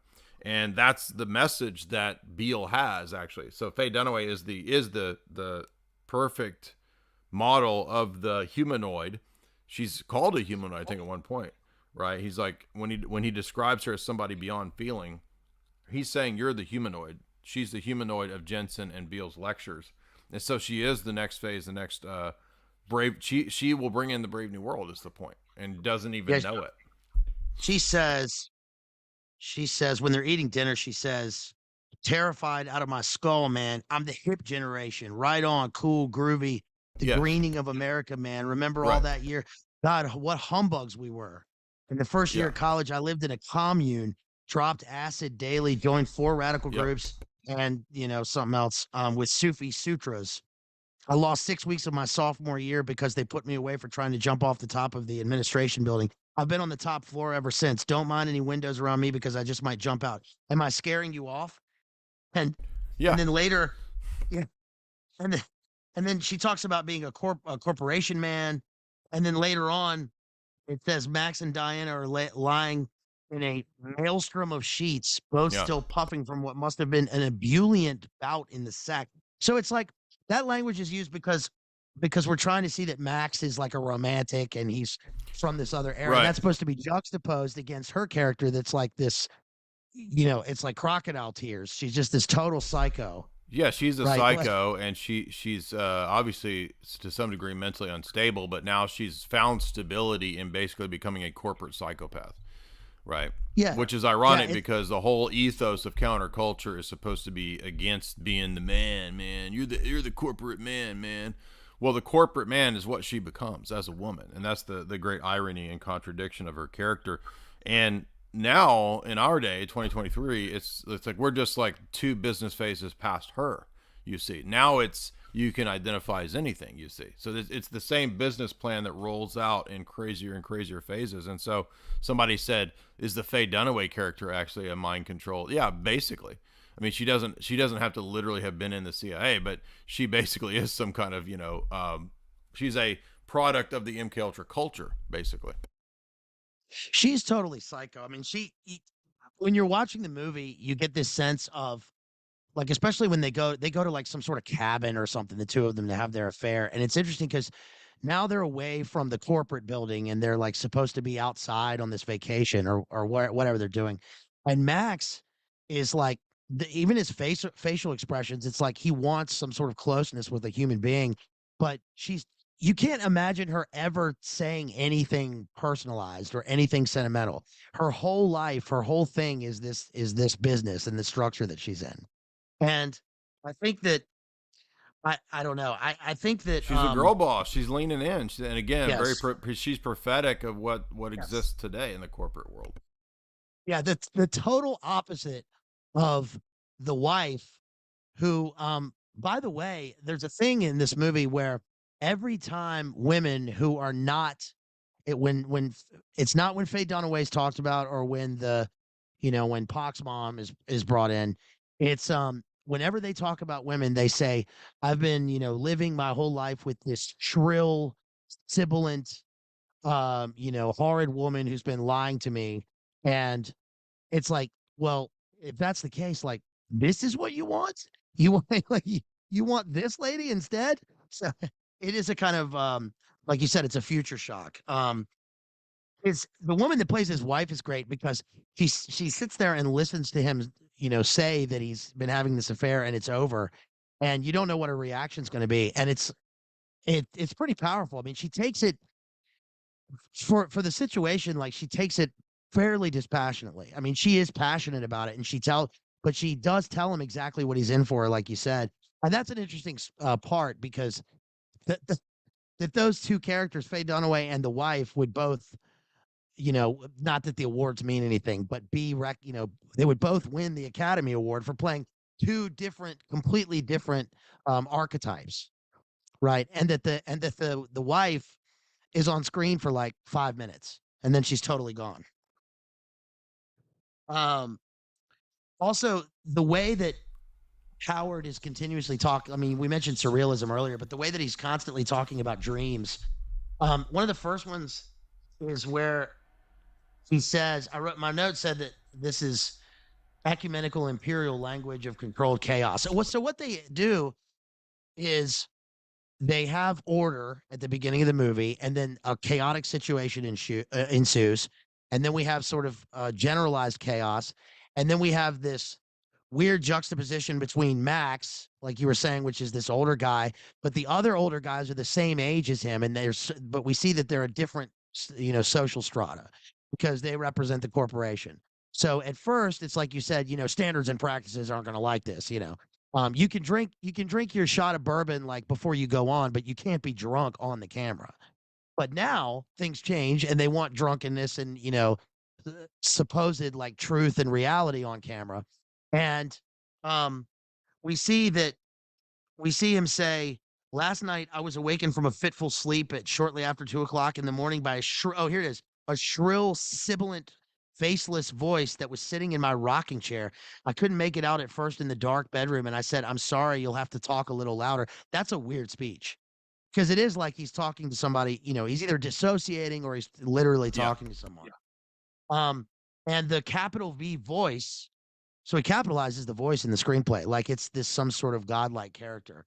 The voice said to me, "I want you to tell the people the truth." Not an easy thing to do because the people don't want to know the truth. I said, "You're kidding. How the hell would I know what the truth is?" I mean, you have to picture me sitting there on the foot of the bed talking to an empty rocking chair. I said to myself, "Howard, you're some kind of banjo brain sitting here talking to an empty chair." But the voice said to me, "Don't worry about the truth. I'll put the words in your mouth." And this is why it's kind of revelatory. And I said, "What is this? The burning bush? For God's sake, I'm not Moses." And the voice said to me, "And I'm not God. What's that got to do with it?" Yeah. He Yeah. later on, it's interesting because he later on, like just after that, he'll say, "Why are you telling me this?" And the voice will tell him, "Because you're on television, dummy." And Yeah. that's exactly what That's Jensen exactly what says to him. Jensen says, right? So it's almost like Jensen and perhaps Faye Dunaway are, mind controlling Howard Beale, right? Right, right. Because Yes, because Faye Dunaway's all for this crazy plan, right? She's the one that's like, I will create the number one show if you let me have this, let me run this, let me be the programmer producer. I will make this the number one show, and she's completely committed. And at no point does she at any time show any conscience, right? She has no conscience at all in the none. film. Yeah, none. She's only committed to winning this game when it comes to the ratings and making this crazy show a hit. And so she's sort of like the perfect underling for Jensen, right? I don't know if we ever are told at any point that there's a connection between her and Jensen, but the Robert Duvall character is he's below Jensen. But Jensen is this, like you said, disembodied godlike figure throughout the film, and when Howard Beale does his speech about the merger, trying to undermine the merger, Robert Duvall's sitting in there feeling like he's lost everything, and he's dreading this phone call from the disembodied voice of Jensen, right? Yeah, he's the consigliere dreading the Yeah, voice right. of Marlon Brando. Exactly. So I'll need you to go talk to. You come to me in the day of my daughter's wedding. Yeah. And he's in black tie like almost the entire movie. He's constantly in a tuxedo. He's always at dinners. He's at the stockholders meeting. He dreads the disembodied voice of Jensen talking to him. Everybody's on the phone, so they're constantly talking to people who aren't there, and of course, including Howard. Right. And like you said, we as the audience fear what Jensen is going to be like when he shows up. And when he finally shows up, of course, it's Ned Beatty from Deliverance. But that's like that's his facade, because even when we meet Jensen for the first time, when we, meaning Howard, like, because we're supposed to, I guess, as the audience, we're supposed to be Howard. I mean, Yeah. that's where it's leading Yeah, us. exactly. And so he meets Jensen, and we're terrified of what Jensen's going to be like. But Jensen says, "Hey, look, I was a salesman. I could sell anything. I could sell this. I could sell that." And now he's risen to not the top, but because he's still, an emissary for somebody. But he's going to explain to him what it's like. And it's also interesting that his soliloquy in Valhalla, in the boardroom, that he calls it Valhalla, is Yeah. also a performance. It's and Yeah, it's exactly. it becomes a meta performance because it's a 2-page monologue where it's written in this, like, it's a Miltonian soliloquy to the other demons, but it's like he's rehearsing it. And when he's done, he says, "Does that?" He's like, "Does that make sense?" He Yeah. just breaks. Did He I get breaks through to you? character. Yeah. Yeah. Yeah. Did that break through to you? Yeah. So it's like the movie's interesting because it breaks the fourth wall, obviously, because we see the characters, They're doing asides. They don't really do true asides. They're not talking directly to us, but they are because they're talking to a screen, which is us. But there's a layer. There are layers of veils, and then finally we get this piercing the veil at the end where we see like the the um the method revealed completely from the guy. So I mean, it's from the horse's mouth at the end of the film.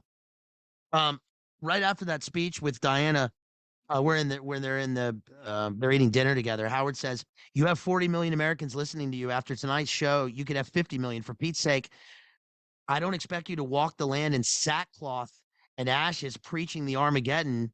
You're on TV, man." So again, it's pseudo biblical language as if he's supposed to be a prophet. But like he Right. says, this is the reason why Beale is not. It's, it's like, okay, well, how based is Beale going to be, right? Because he says at the very beginning, he says like it's completely nihilistic. He doesn't, he doesn't want to talk to God. He doesn't believe in God. It's all about the egotistical, like you said, new age, looking inwards, Looking inward, yeah. and it becomes this, my truth. I'm here. I'm going to shout, and everybody's going to follow me. But to what? So there's no real Well, resolution. no, this is And another thing that predicts the future of media, basically where we are in media now. So if you remember, back at the time of 40s, 50s, 60s, news reporting was supposed to be about the facts. I mean, it wasn't, but it was supposed to be that, right? I mean, it was, that Walter Cronkite era was 100% still psychological warfare, public opinion making, Walter Lippmann, right? I mean, this the stuff that we've been talking about, because Lippmann wrote this in 1920. So the making of public opinion out of Tavistock is 1920s, and then we get Bernays wrote Propaganda, also Tavistock connected in 1950, 28. So he wrote this 8 years after Lippmann's Public Opinion, and by the 40s and 50s, you get these, totally Cronkite 60s as well, so type characters that are totally controlled. But the next phase of where they want to take things is, again, just even crazier, and that's what's so hard for that generation to accept. And I wanted to make a point that probably wasn't maybe immediately apparent, which is that there's a lot of books in the 70s that came out from the elite power structure that also I think gives context to this movie. And I mentioned before the Marilyn Ferguson book about the Aquarian Age or the Aquarian Conspiracy, which is a 70s book, but it's, like we're a decade, 2 decades almost after the counterculture, the 1960s era, and the New Age movement is still going strong in the 70s. And one of the things that she talks about in that book that you wouldn't expect is networks. A big part of that book is networking and creating networks. And so even though this is about a TV network, when we watch the film, it's actually about power structures and their networks. Networking is a big part of the power structure. And so certain people are at certain levels of this pyramid, right? We can think of the same kind of thing as lampooned in, remember the Jesse Ventura. What's the one with Jesse Ventura and Arnold, the dystopian movie where they're the Running Man. Running Man, where they have one TV network that runs the society, right? Very similar to what we see in Network. And Damien is this, figure that basically controls the whole. He's sort of the dictator, who's also the TV game show host, which is funny. But every strata of the society kind of has its network, right? So there's the masses who watch Howard Beale, and then there's Howard Beale and the directing production team. That's another network. But there's a network above them, which is the network of the corporate, elite and the shareholders meeting. But they actually answer to a higher network, which is this amorphous Jensen group, which represents like the hedge funds and these big, international conglomerates, and they answer even to higher powers as well. So networking, again, is very key to how media controls everybody. And the replacement for this, there's a movie about that called The Social Network, right, with Jesse Eisenberg playing who's Zuckerberg or whatever, and that's about the establishment of Facebook. And what is Facebook but social networking? Yes, And and I Teeter just Beale. Go Peter ahead. Peel is in the movie. Who? Peter Peel, Peter Thiel Peter is in the Thiel film. is in Social Network. He's in the Social Network. Okay, I He's forgot actually in that. the film. Interesting. Yeah, Okay. remember he's the angel investor for Facebook. And Oh, interesting. when they go to New York and he's wearing his pajamas or whatever, and he goes to meet the Gotcha. angel investor, that's Peter Thiel. He's actually in the film. And actually that's interesting because that movie is an Aaron Sorkin film, and this movie is the Aaron Sorkin, like this is the movie that is the precursor for all Aaron Sorkin works. People talk about Aaron Sorkin because Aaron Sorkin is the, he's like sort of seen as the screenwriter par excellence.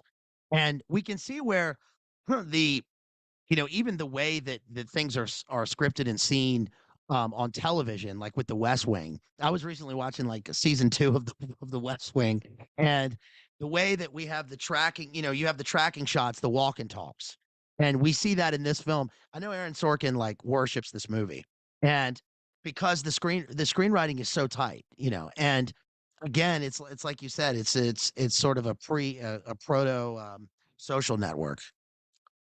Yeah, and she talks about how in this book the personal and social transformation in the 1980s, right? So she's writing this right when the 80s are about to start. I'm pretty sure it may have been early 80s. I thought it was a 70s book, but of course, John Coleman's theory is that it's actually written by. So she wrote this in 1976 to prepare everybody for the 1980s and what they wanted to see in the 1980s as the strategy of moving us into the New World Order. And so the end of it is actually about how we will all be globally networked together in a global transformation. And now keep in mind, this is not a conspiracy book. People are confused by the title. They think, oh, that's a conspiracy theory. No. This is a book from the establishment about what the whole counterculture of the 1960s was about, which was to transform and change everybody in the society to enter into what she writes about at the end is the whole earth conspiracy. And that's what Jensen says, is that everybody will be under the network. Everybody will be under this one there will be one network, because the network will be the network of the one corporation that will give everybody the Brave New World socialist scenario. The Sybil, even the fact that every time I hear Sybil, I think beginning of The Wasteland, C.S. Eliot references the Sybil, Nam Sibylam, the man goes to talk to the Sybil in the Aeneid, and the Sybil says, I'm in hell. Or I think of Sybil Leek. Remember Sybil Leek, that the witch who was brought into MK Ultra, and was it MK Often, right? And she was brought in for the occult programming, the darker things in MK Ultra, in John Marks. He Yes. talks about Sybil Leek. And but it's interesting to consider that there's a Sybil in this, and that the Sybil, even the classic Sybil, is a prophetess who speaks for another power structure. So she is relaying the message for the God. Remember that scene in 300, right? Where he climbs up onto the top of the mountain, and he talks to And him they're up there at huffing the gas, Oracle. right? Yeah, and they're up there huffing gas and being perverts. And but they give him a fake message, right? Which is that, like, no, the war is not, give us your gold, and the war, by the way, is not going to be advantageous for us at this time, which is totally fake. Right, because the Sibyl's just up there being their pervert slave or whatever. But it's the same in this, that they she's one of the people that, like, is on the programmed, produced television show, just like Howard Beale is, right? Where he is supposed to be an intermediary between the people and the power structure. And then, like you said, there's levels of the pyramid where each one is complete, they network amongst each other. And they sort of they I don't know, they can sort of like bob and weave through, things don't happen exactly when we think they're going to happen, but they're going to happen later on. But it just depends on how the organism works. um they even bring up later on, they bring up Sybil the soothsayer, and I thought it was interesting that they bring up it says possibly high 20s, possibly 30, with a comparable Q level. What? That was weird. The other segments on the Beale Show, Sybil the Soothsayer, the Webbing, Vox Populi have all developed their own Wait, audiences. So again, what did you think was weird about that? Just out of curiosity. well, just about that certain that letter. I know that a Q level in terms of marketing and TV, yeah. advertising, and yes, and TV, but with the thing, I just thought it was QAnon. it, exactly. QAnon. They were predicting That's, QAnon. Hey, by the way, did you have you watched Mad Men? oh yeah, uh-huh. So Yeah. I never did watch it, and Jamie and I are watching it. I don't actually. I'm still in season one, and we're almost done with season one. I don't find it to be that engaging or that interesting so far. I know that where it goes because for some reason I ended up seeing like the last episode at some point.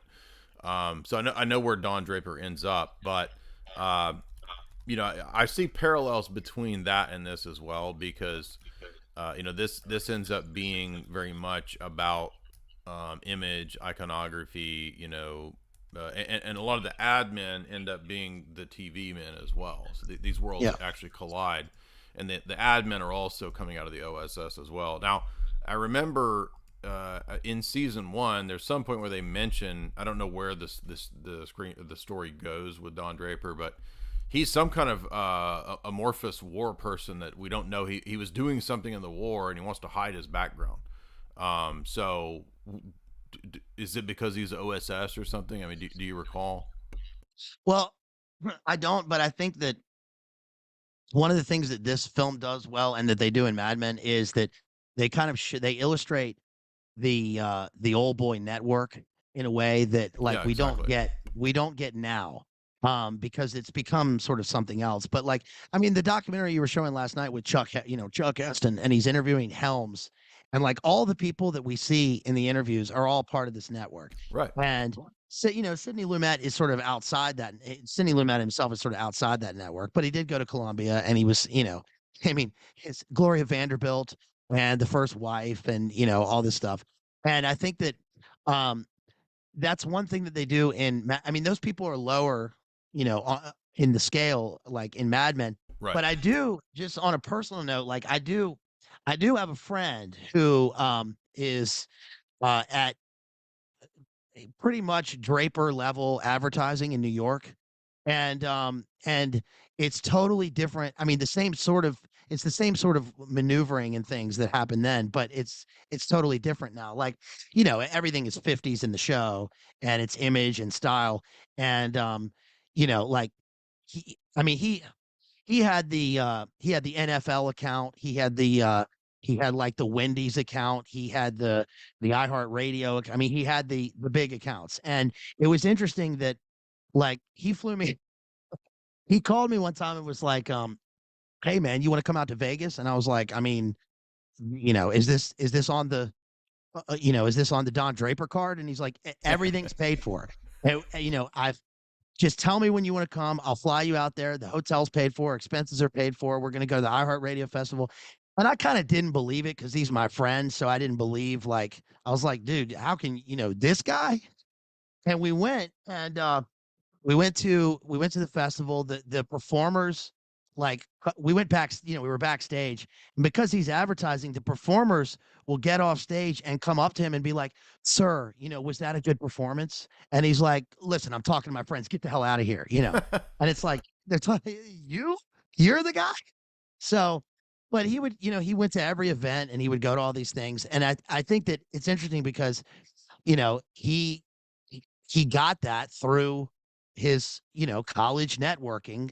He went Yeah. to a college where he knew people, and those people sort of, it's expanded from that, but the core thing is still the same. It's Right. who what you look like, what you're gonna, what your background is, and what you can accomplish for the bigger thing. So, but I Yeah, it's think just that and it's just funny to me because Draper is the psychopath in the so-called patriarchy, right? In the 50s era, and then now Faye Dunaway is the sociopath, psychopath, almost dissociating Don Draper type of character in the 1970s because she's the product of Draper ends up at Esalen Institute meditating. He's this total nihilist, self-serving yeah, pleasure man, and then he ends up looking for meaning at Esalen Institute, meditating. And then Esalen is the brains behind the 60s counterculture and New Age movement in America. Huxley goes there and promotes it, and then all the New Agers like Deepak Chopra promote it. And then Faye Dunaway is this product of that, ironically. And so, but now it's a woman, I think, which is interesting. So now, what is news now? Well, news, I forgot what I meant to say earlier when I was talking about the old guys. Howard Beale, the reason he's popular is that he attracts a cult of personality. And news wasn't this way at this time. And so some people were saying, oh, he's predicting like Donahue and stuff like that. Okay, maybe it's predicting like the daytime talk show. But those people weren't really known for personalities. People weren't following Donahue because he had a personality. Donahue was actually really boring, right? Yeah. I mean, but it does, in a way, inadvertently maybe presage the way media is now. People follow media figures like Lord Voldemort because he's a character. You want to get your media from somebody who's interesting and funny, and it really is infotainment. And Howard Beale is Howard Beale is infotainment before there's infotainment. He's charismatic. He's magnetic. He's his foibles and his faults are things that people relate to, and they trust him more for that. Versus the Cronkite characters who are like straight-laced establishment, and they've got their stories. One thing that bothers me about this movie is, I was watching Sam Hyde and Nick talk recently about something, and Nick was saying that whenever he like sees certain things, he's always like obsessed with the logistics of it.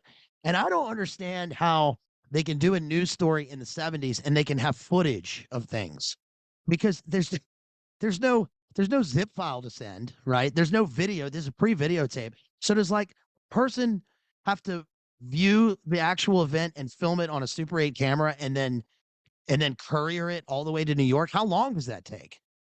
Yeah, it's a great. So yeah, you did have. I think you had stringers and people like the Jake Gyllenhaal character at this time.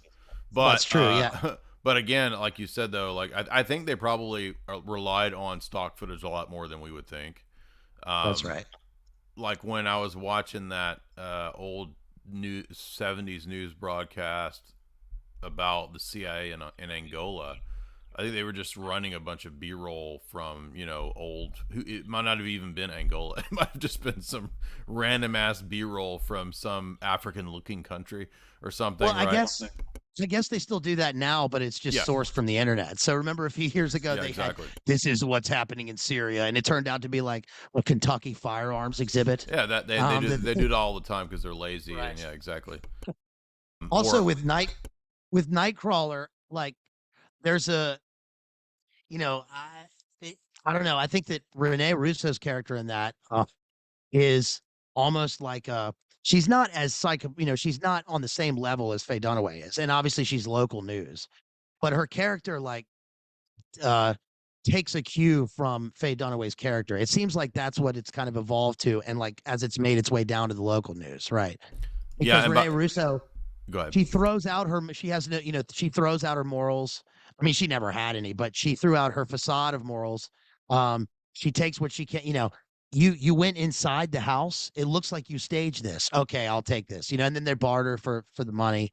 So I guess the Jake Gyllenhaal character is just the one that we don't see in this, right? Well, in a way, I mean, he would be. I guess actually, the Jake Gyllenhaal character might be related to the guy who looks like Tim. The actor, the tall guy, what's his name? Tim. He was in Arlington Road. The guy in Shawshank Redemption. There's a character in this. One of the two is Tim Robbins. One of the two assassins looks exactly like Tim Robbins. There's the great Amit Khan, and then there's the Tim Robbins character. So I guess maybe that would be Jake Gyllenhaal, like in another age. By the way, it's interesting that one of the resolutions, a small point of the movie, is that what happened to the great Amit Khan? He got away, right? Because he's a controlled system creation, right? Even though he's on. They kill the guy on camera, and then I guess the audience is just sitting there, and then they're like, "All right, cut." Okay, you can go, sir. And then He just leaves. I'm glad you brought up the parallel to Nightcrawler. And by the way, I do have an Yeah. old Nightcrawler analysis with Sean Helton from 21 Wire, which I just looked is 9 years ago. So we were doing Yep.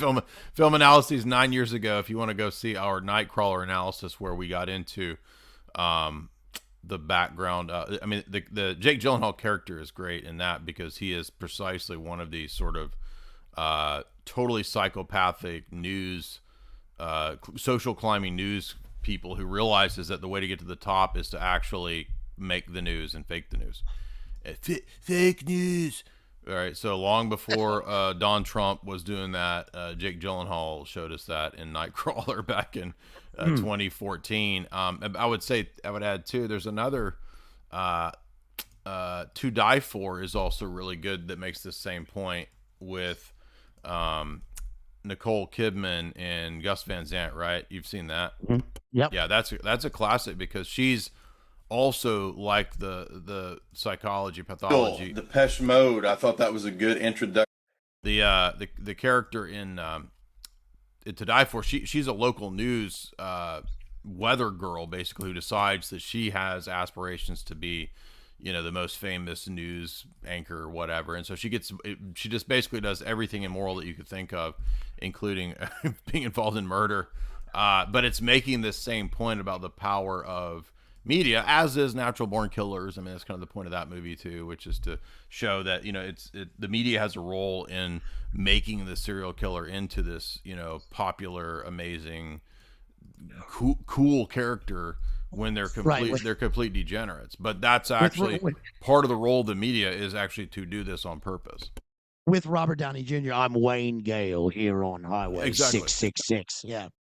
As this sort of Geraldo-looking character in the movie. Yeah, he's totally a Geraldo character, exactly. That one was interesting because I remember when it came out and they had the Barbara Walters interview with Woody Harrelson, talking about how your character in this is similar to someone that you might know personally, like your father, right? And that's when, do you remember that interview? She asked Woody Harrelson about his dad. What's his name? Is it Charles Harrelson? And he says in the interview, he says, well, she says, and you've claimed that the CIA trained your dad. Why do you think that? And he said, well, I think it because it's true. And she says, do you think that makes any difference? And he says, do I think it makes any difference that the CIA trained my dad? Yeah, I think it. I think as opposed to most difference. People's dads. I mean, right? What a ridiculous question. Yeah, and she says, well, do you want to talk about it some more? And he said, nah, these are the kind of questions I can't really talk about. I actually recently learned. Did you see that movie? Cocaine Bear that just came out? I've not seen it yet, but I do plan to watch it. Well, it does. The storyline for the movie is about the Dixie Mafia that you've talked about, and in the just to make it short, in the real story, the guy who threw the cocaine out of the airplane and fell to his death and was wearing the Gucci loafers and all that was working. He was an establishment guy in Kentucky. He was in a horse racing family. He went to private schools and colleges and all this. But then he started being a kind of a Barry Seal character. But when it went to trial later, the guys connected to it, the federal judge, one of the witnesses, was offed before the trial. And then the federal judge was assassinated. And who was the assassin? Woody Harrelson's dad. That's the one that he went to prison for. So interesting. Wow. But yeah, I think that I remember. I mean, I watched that Nightcrawler analysis when it happened. Shouts out to the old school people out there. And I think that one other thing about that movie that's interesting is that Jake Gyllenhaal. There's a scene where he's in his tiny little he's in his pod cubicle apartment and he's watering his little plastic plant and he's sitting there eating and we see his kind of schizophrenia, right? Because he starts hearing voices and laughing, and it's similar to this movie. How Howard Beale acts in the film, and receives his messages. Do you buy the connection between the Edward Norton in Fight Club and Howard Beale here? Because it's Edward Norton's nihilism in Fight Club is the next level beyond this level. It's because we're in the 90s at that point, right? Or is it right after the Big Nine event? I forget when Fight Club comes. It's right. It's before. Yeah, it's right before. It was pre Big Nine, and yeah, I do buy the connection because of course, Edward Norton is working. I mean, that movie and that book are about the ultra consumerist sort of that Well, arm of and the system. he's dissociating too, right? I mean, And he's dissociating. And then the co-opted paramilitary group that they become in the movie exists as part of the arm of the state to mm, or of the structure to break down the buildings and the banking structure. And then again, just like in this, it's order out of chaos. So what are they? Is it what's it called? Operation Chaos, or they have a name for the operation that Tyler Durden gets Edward Norton to do, but I can't remember the name of it. I don't remember the name of it, but I met Chuck Palahniuk, the guy who Oh, wrote yeah, Fight wrote the Club. novel. Yeah. Yeah, I met him at the golf. I lived in Ireland. I went to school there, and I met him at the Galway Literary Festival, and that was weird because um he like he's this like Western dude with like a poncho on. But at the beginning, when he gave a reading, and he said, like, I'm just going to warn you that every time I read this short story, people walk out. And this was like at a literary festival. And I'm like, who's going to walk out of this? Like, we're not prudes. But like, there was a point in the short story when I went, this is like the most intense, insane thing I've ever read. And I think that people got up and walked out. And I think that Palahniuk, it's weird, like what's happened with people like Palahniuk, who are these sort of, 90s, like Irvine Welsh, who wrote Train Spotting, and these sort of 90s postmodern figures who exist in the kind of pop culture domain and who make literature popular. And that seems to also move on from what we get in the 70s. We get a reaction to the 70s auteur film, and we get the 80s and the big government movies, and we get Top Gun, and it's they used, like you wrote in your book, like they use the aircraft carriers and the Department of Defense, as contracts and advises on the movie. And then in the 90s we get this sort of scaled down version in a number of ways. We get the big movies also, but we get scaled down versions which are geared at a more personal or individualized level and trying to make people in one sense rebel against the obvious consumerism, but in the end it just was furthering it, again, just like in this film.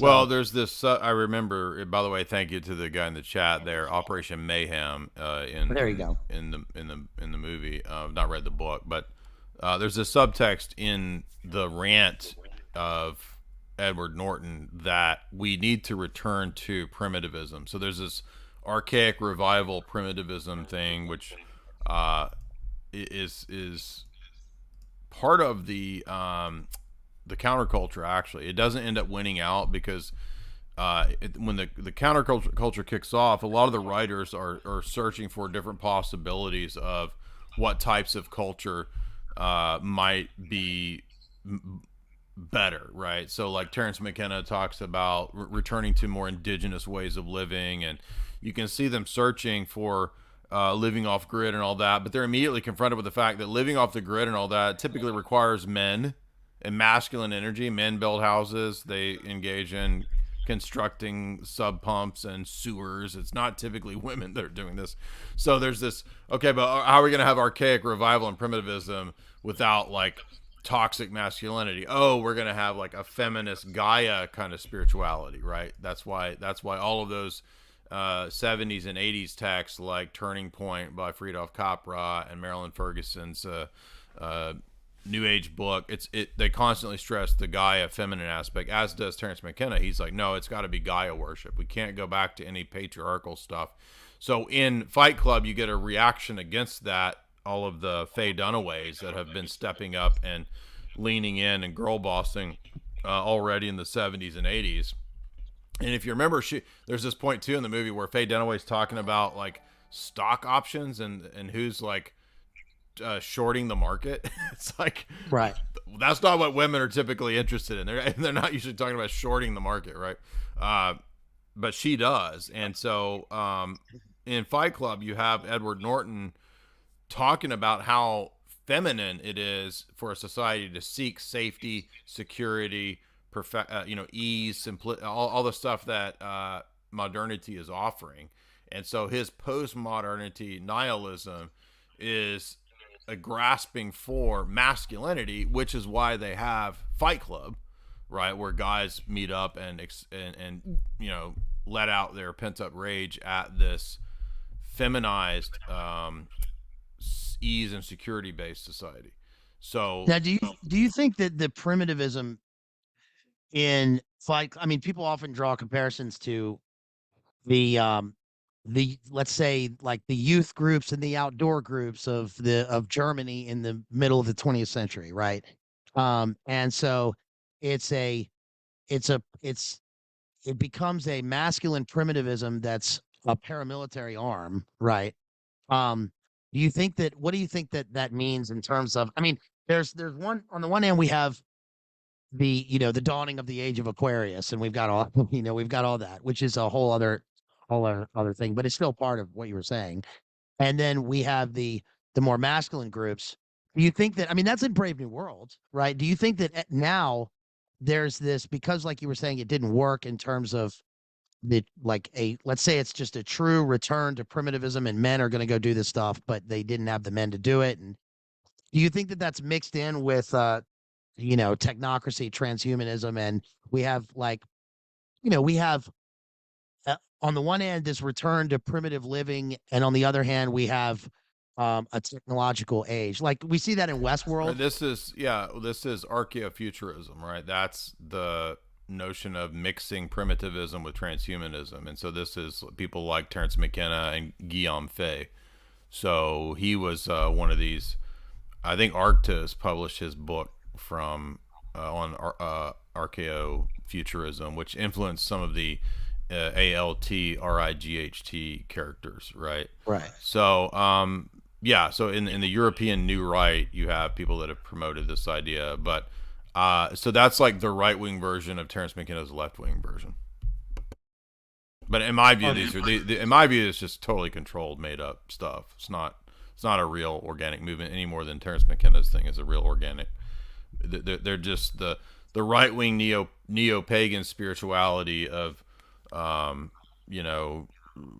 new right versus the left wing feminist goddess worship of Terence McKenna. They're both two arms of the same new age thing, and they both promote, like you said, like transhumanist stuff. Although probably Terence McKenna would be a little more critical of the transhumanist stuff than the new right would be. Yeah, I just came across the humanoid part.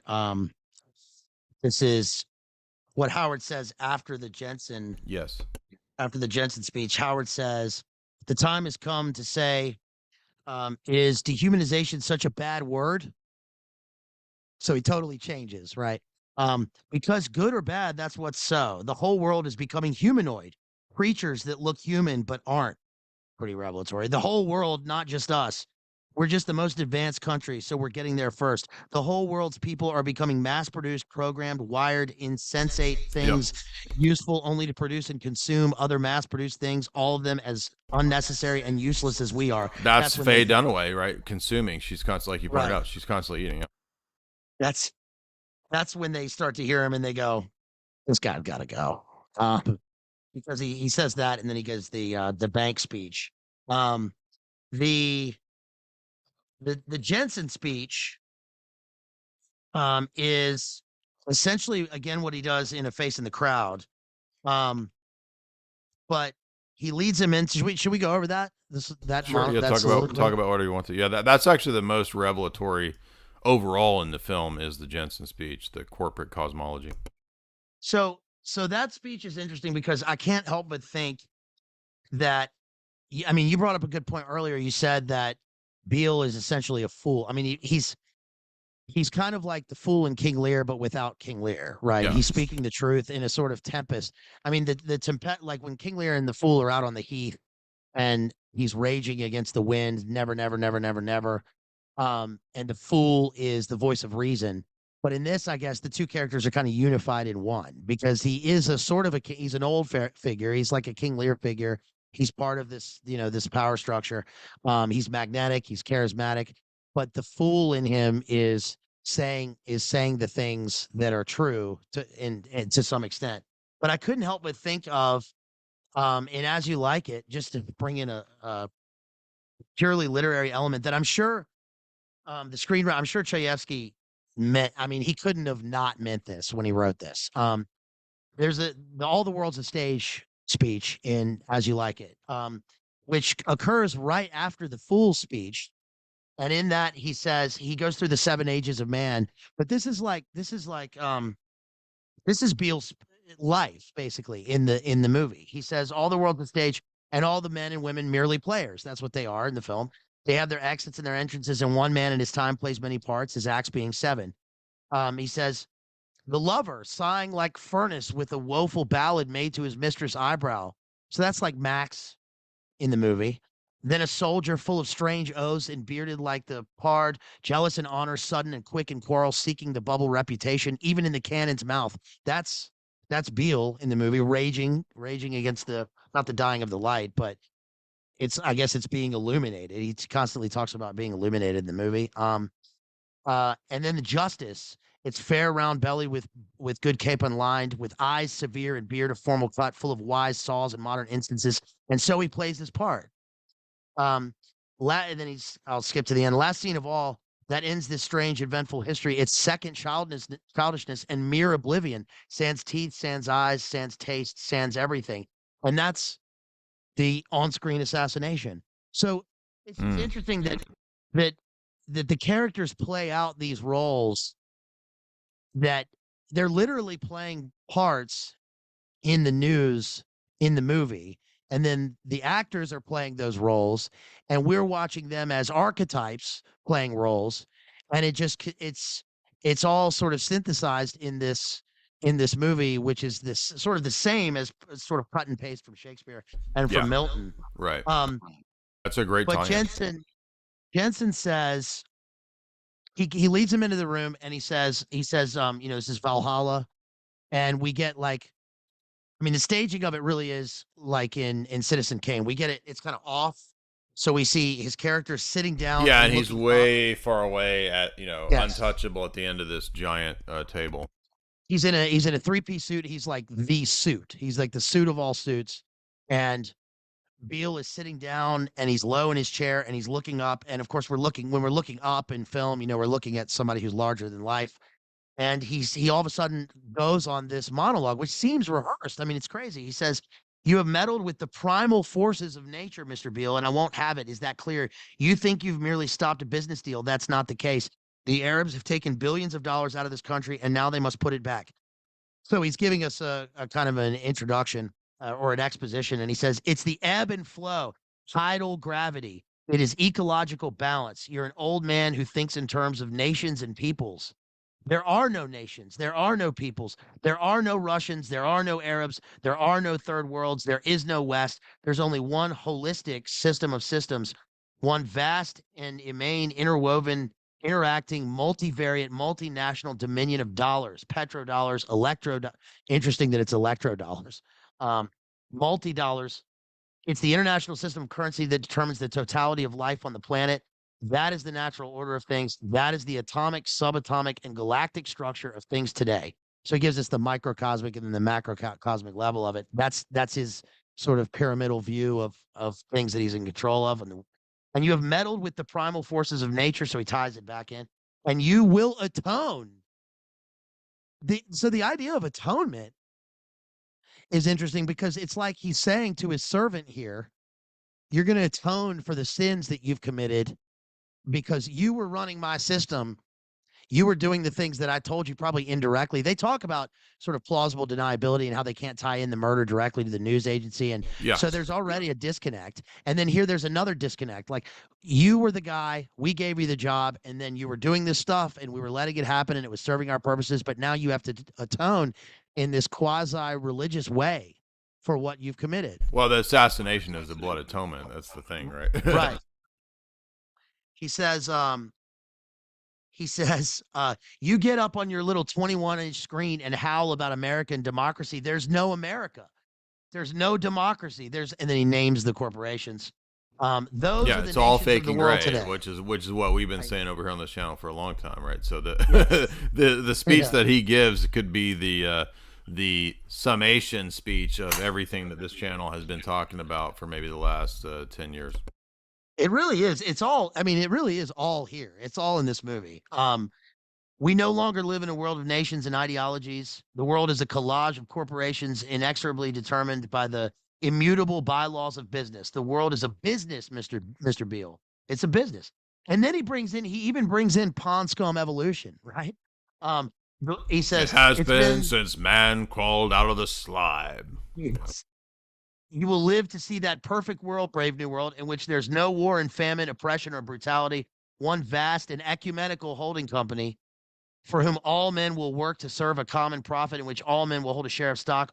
You know, you all get your UBI, all necessities provided, all anxieties tranquilized. You take your soma and your Yep. your fentanyl meth. All borders, sorry, all board. He should have said borders. All board. He kind of implied that. All boredom amused. Right, you'll go to your Entertainment, your Coonpod. Yeah. your pervert entertainment, and I have chosen you. So he's chosen to preach this evangel. Yeah, he's the Mr. prophet Beale. Christ figure preaching this gospel of Brave New World, exactly. Which is, by the And way, New Age. In the Huxley novel, it's a New Age, religion that they have, which we just covered that when we broke down Brave New World recently. And Huxley's a key figure in the New Age movement. He went and was a mover and shaker at Esalen. So that's why we've seen the New Age thread throughout this movie, which I didn't actually, like I said, like I'd watched about 20 minutes of this movie 10 years ago, and I never finished it. Not because it was bad, it's just I got distracted at the time and just never finished it. And I always heard the clips, because Lord Voldemort's played the clips for 20 years, and I just never thought much about it. And I'm glad that I did finally go and watch it, because there's so much in this movie that you don't expect to be there. I did not expect this New Age thread running throughout it, but yeah, he is essentially a prophet, a Christ preaching figure for this new this Brave New World. we what I think is probably the best part of this whole of the screenplay here. I mean, look, I do a literature channel, so it's all books, right? And we occasionally cover movies or movies based in books. But I think that this screenplay will make its. I mean, it's already in the sort of canon of screen. I mean, I would consider this one of the best screenplays I've ever seen. It's so well written, and I think that this thing is so revelatory, so tight. And he says, my favorite part at the end is he says, Howard slowly, this is not in the film, this is the direction, in the screenplay. It says, Howard slowly rises from the blackness of his seat so that he is lit only by the ethereal diffusion of light shooting out from the rear of the room. He stares at Jensen spotted on the podium, transfixed. It's religious language, right? This is Illuminate confirmed. I mean, he says, it's like we're about to go through the portal, right? To the top. And he says, Howard all of a sudden says, what an odd line to say. He says, I've seen the face of God, which is a culmination of where he's been headed throughout this thing.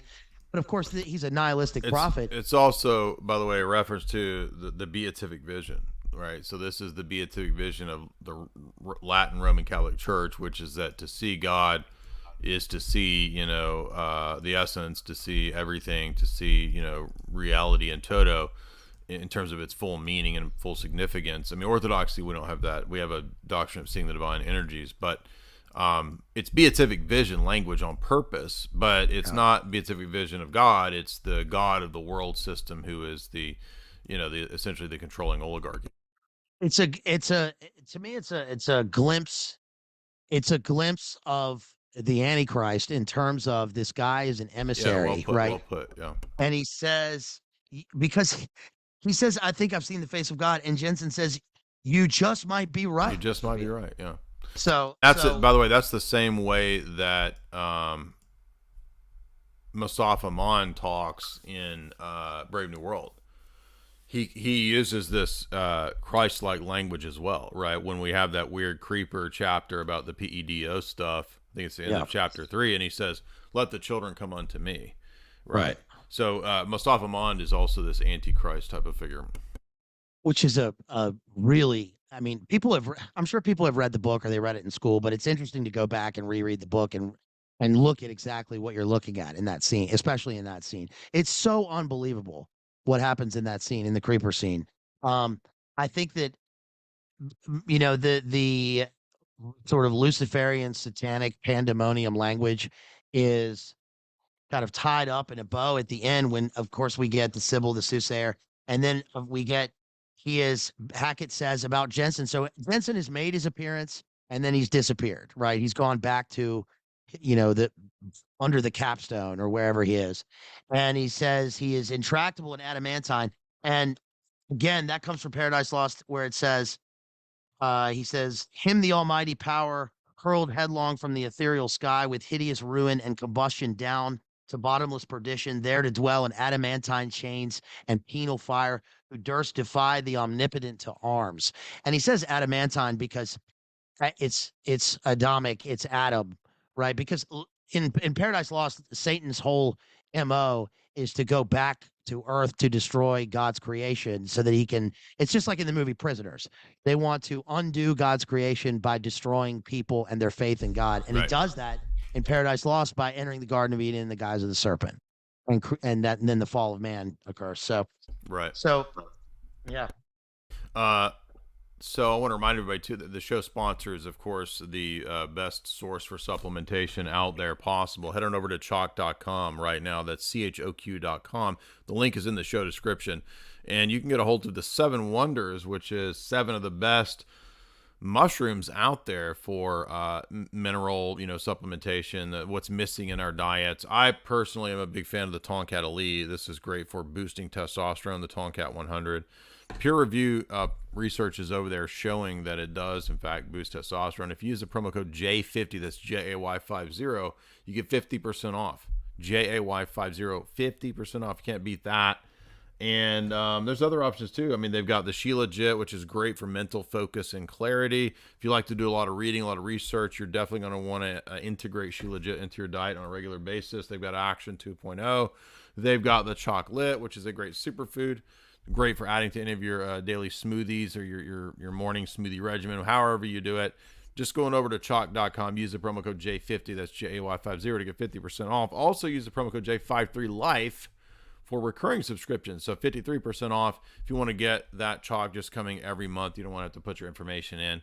I guarantee you when you get used to chalk, you're going to want it coming. I've been on the stuff now for almost 2 years, and they're a great, excellent, amazing red pill company. They support the work that we do, and so the best way to support me is support them. Also head on over to Grand Theft World, which is the sister podcast, we could say, perhaps, to my podcast. And the best place to subscribe to Grand Theft World is on Rockfin. Rockfin is an amazing free speech-based platform.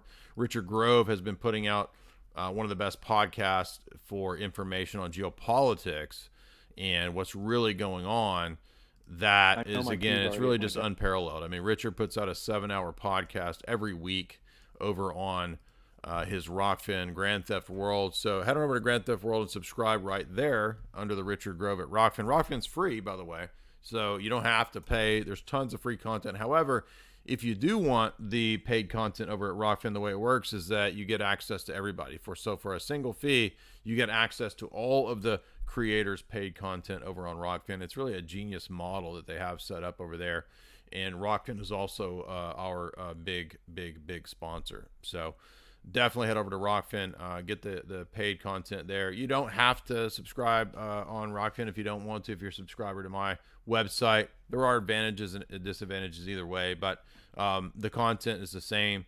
Some things go up a little quicker on Rockfin, but on my website, of course, if you subscribe to jaysanalysis.com, you get access to all of the archives going all the way back many years, 6, 7, 8 years. You get access to all the Plato lectures, all the Tragedy and Hope lectures, all the theological lectures, all of that, as well as all the part twos over at jaysanalysis.com for a mere pittance of $4.95 a month or $60 a year.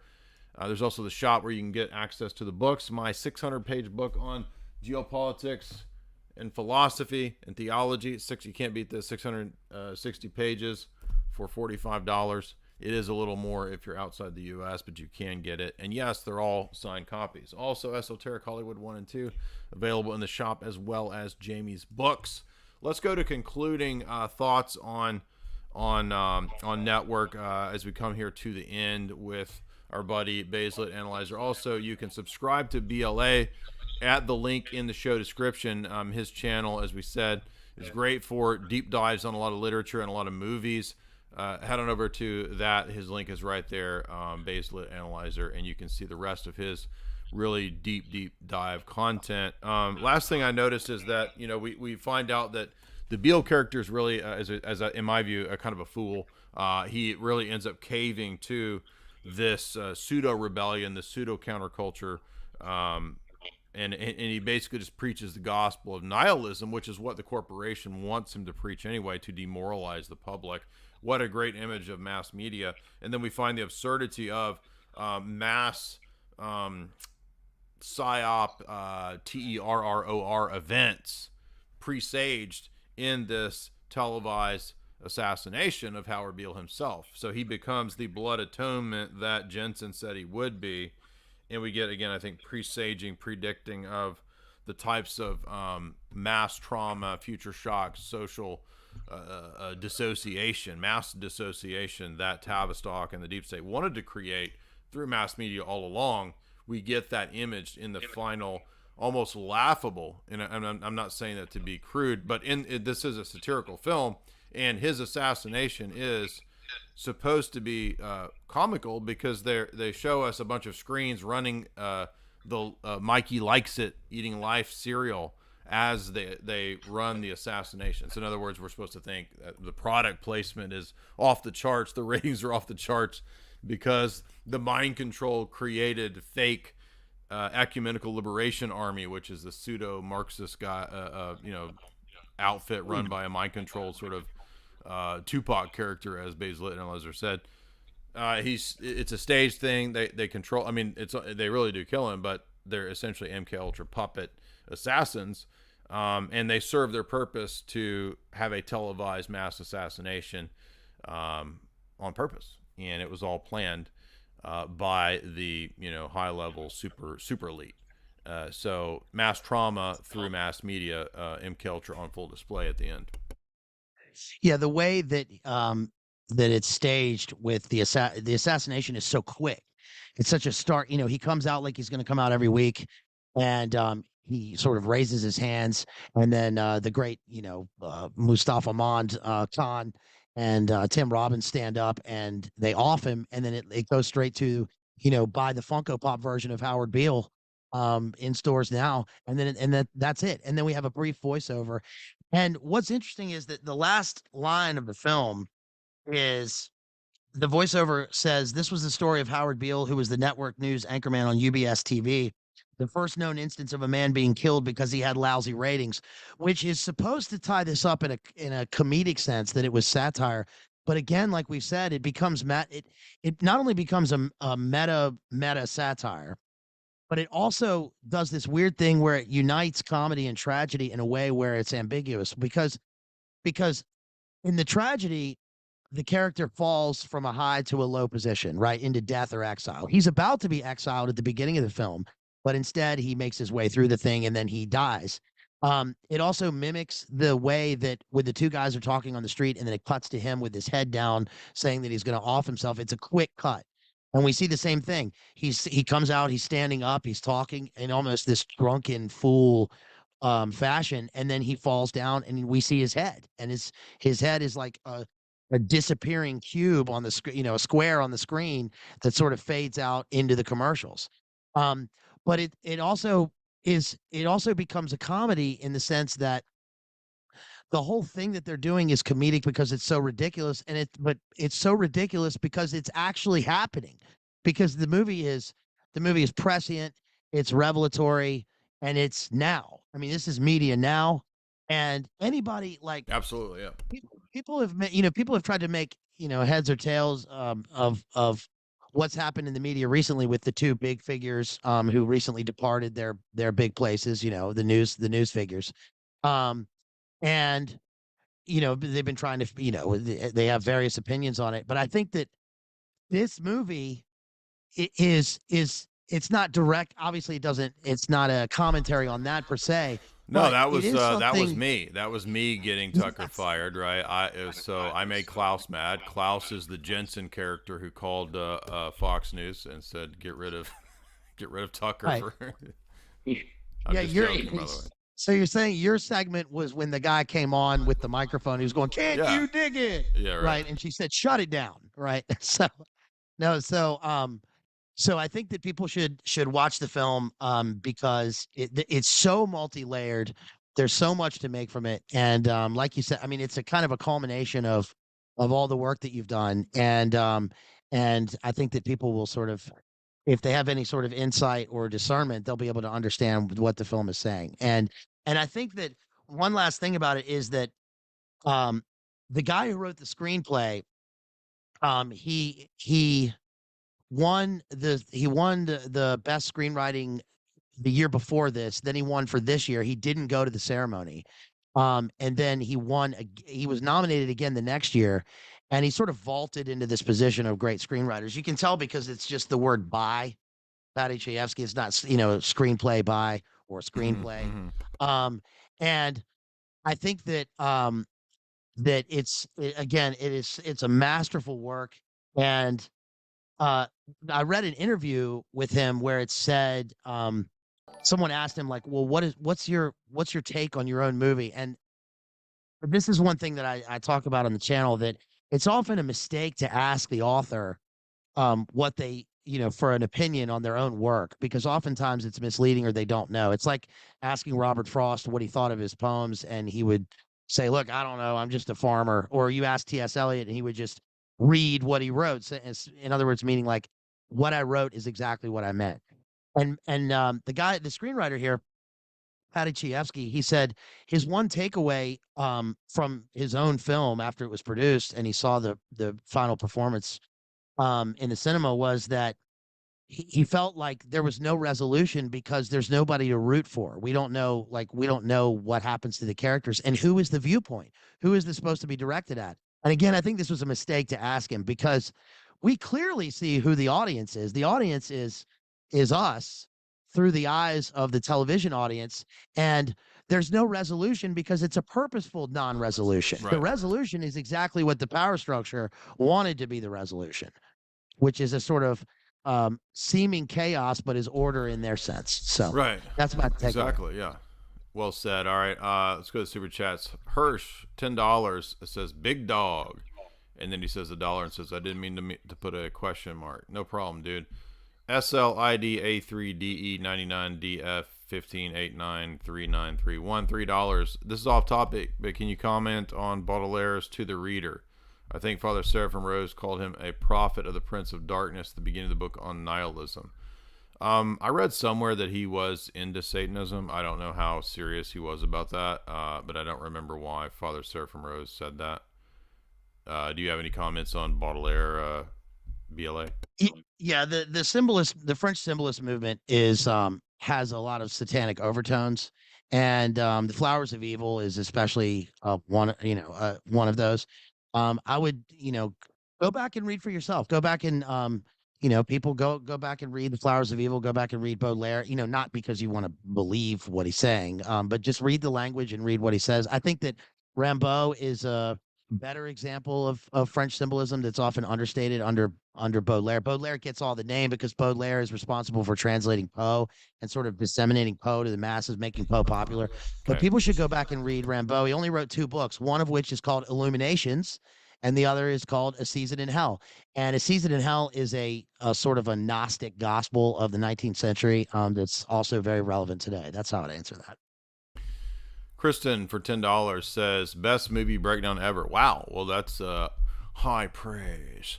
Kevin Farrell $5. Thank you so much, Kevin and Kristen. Rachel $5. I really enjoyed this combined analysis. This is the best of infotainment that you can get. Thank you. Well, thank you much, Rachel. I really appreciate that. The Fool $40. Christ has risen. This is a great tag team. Recommend having on.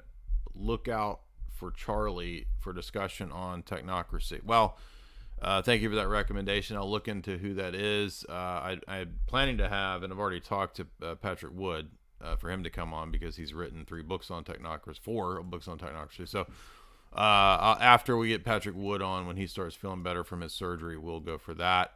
Want to remind you guys to like and share. The algorithm, of course, is no friend of ours, so become our friend and overpower the algorithm by liking and sharing and giving your comments below. What movies and books and literature do you want to see me and BLA do down the road? As we said, we do plan to do, I think, when I finally finish up Confidence Man by Melville, we'll do that because that's a great insight into the devil, con men, and the devil as kind of the ultimate archetype of the con man. It's an overlooked Melville novel. Everybody, of course, thinks about Moby Dick, but Confidence Man is really good too. So we'll be looking at that, and I'm sure there's all kinds of other pieces of lit that we could do. I've read, Cormac McCarthy is one that can always be analyzed. I mean, there's tons of it though. We could do Faulkner. There's a lot of symbolism that you can analyze in Faulkner. I like Flannery O'Connor. We haven't really done any Flannery O'Connor breakdowns. I've read all of her short stories, but I've not yet read Wise Blood, although I do intend to. So maybe we could look to. I mean, her short stories are full of symbolism. A lot of them are a little too red pill and Bazed for YouTube. We might have to have to save those for something else. But they would be fun to do. I mean, there's tons of lit. I mean, we did recently do, C.S. Lewis Space Trilogy and tied that into Tolkien and all that. But, I don't know. We'll think about it. You guys tell me below, recommendations for stuff to do. Anything you want to leave us with, BLA? Yeah, thank you so much for having me. Really appreciate it. Please, everybody, go over to my channel. And by the way, during this, past 2K subs. So please go over there and subscribe to the channel. Yeah, we also just passed this morning 100,000 views. So cool it's big time. It's big time. So please go on over there and like and share and subscribe my videos. I just covered Cormac McCarthy's The Crossing. We've done 5 Cormac McCarthy novels. We've done Don DeLeo, Bret Easton Ellis. We could cover Ken Kesey, One Flew Over the Cuckoo's Nest. People don't really talk about it, but it's revelatory for MK Ultra. We're going to keep continuing Shakespearean canon. Shouts out to Jethro out there who recommended this movie and has been trying to get us to do it for a while. So that's awesome. Glad we finally got to it. Thanks again for having me. Really appreciate you. Hope to be back and see you soon. Thanks, everybody. Yeah, and then we got another super chat here at the end. Costy, $10. There could be intelligence connections to Shaevsky, so the screenplay writer. The father served 25 years in pre-Soviet Russian army and Shaevsky studied language for U.S. Army and WW2 at Fordham. Yeah, that sounds like intelligence. Maybe this person didn't like what they saw. Could be. Thank you for that. And also to the people in the chat saying do Rollerball and Death Race. Yeah, that would actually be fun to do. We might have to throw in a couple more dystopian movies on top of that are kind of similar, like Running Man. All of those would kind of be they would fit well together. But for those that are curious, Jamie and I are gonna next up, we got some good movie podcasts coming. We're gonna be doing Tom Coombs' Mission Possible, the entire series. So I did old videos when Mission Impossible would come out, like the Fallout or Ghost Protocol. I think I did videos on those back in the day. Rogue Nation, wrote an analysis of that. But Jamie and I thought it'd be better to just do all of the Mission Impossibles in one podcast because the new Mission Impossible is coming out. We'll also have I'm going to do a Cthulhu-inspired movies stream. So that'll be about 6 or 7 or 8 Cthulhonic movies that will fit well together based on Lovecraft themes. And let's see, what else are we just did our Mel Gibson stream, and I think we're gonna do a John Depp stream, so we're gonna do some Johnny Depp movies that we've never covered. So anyway, look for a lot of good film podcasts to come in the near future. Thank you, BLA. Great chat today. Thank you, buddy. Right, appreciate it. Peace, y'all. Peace.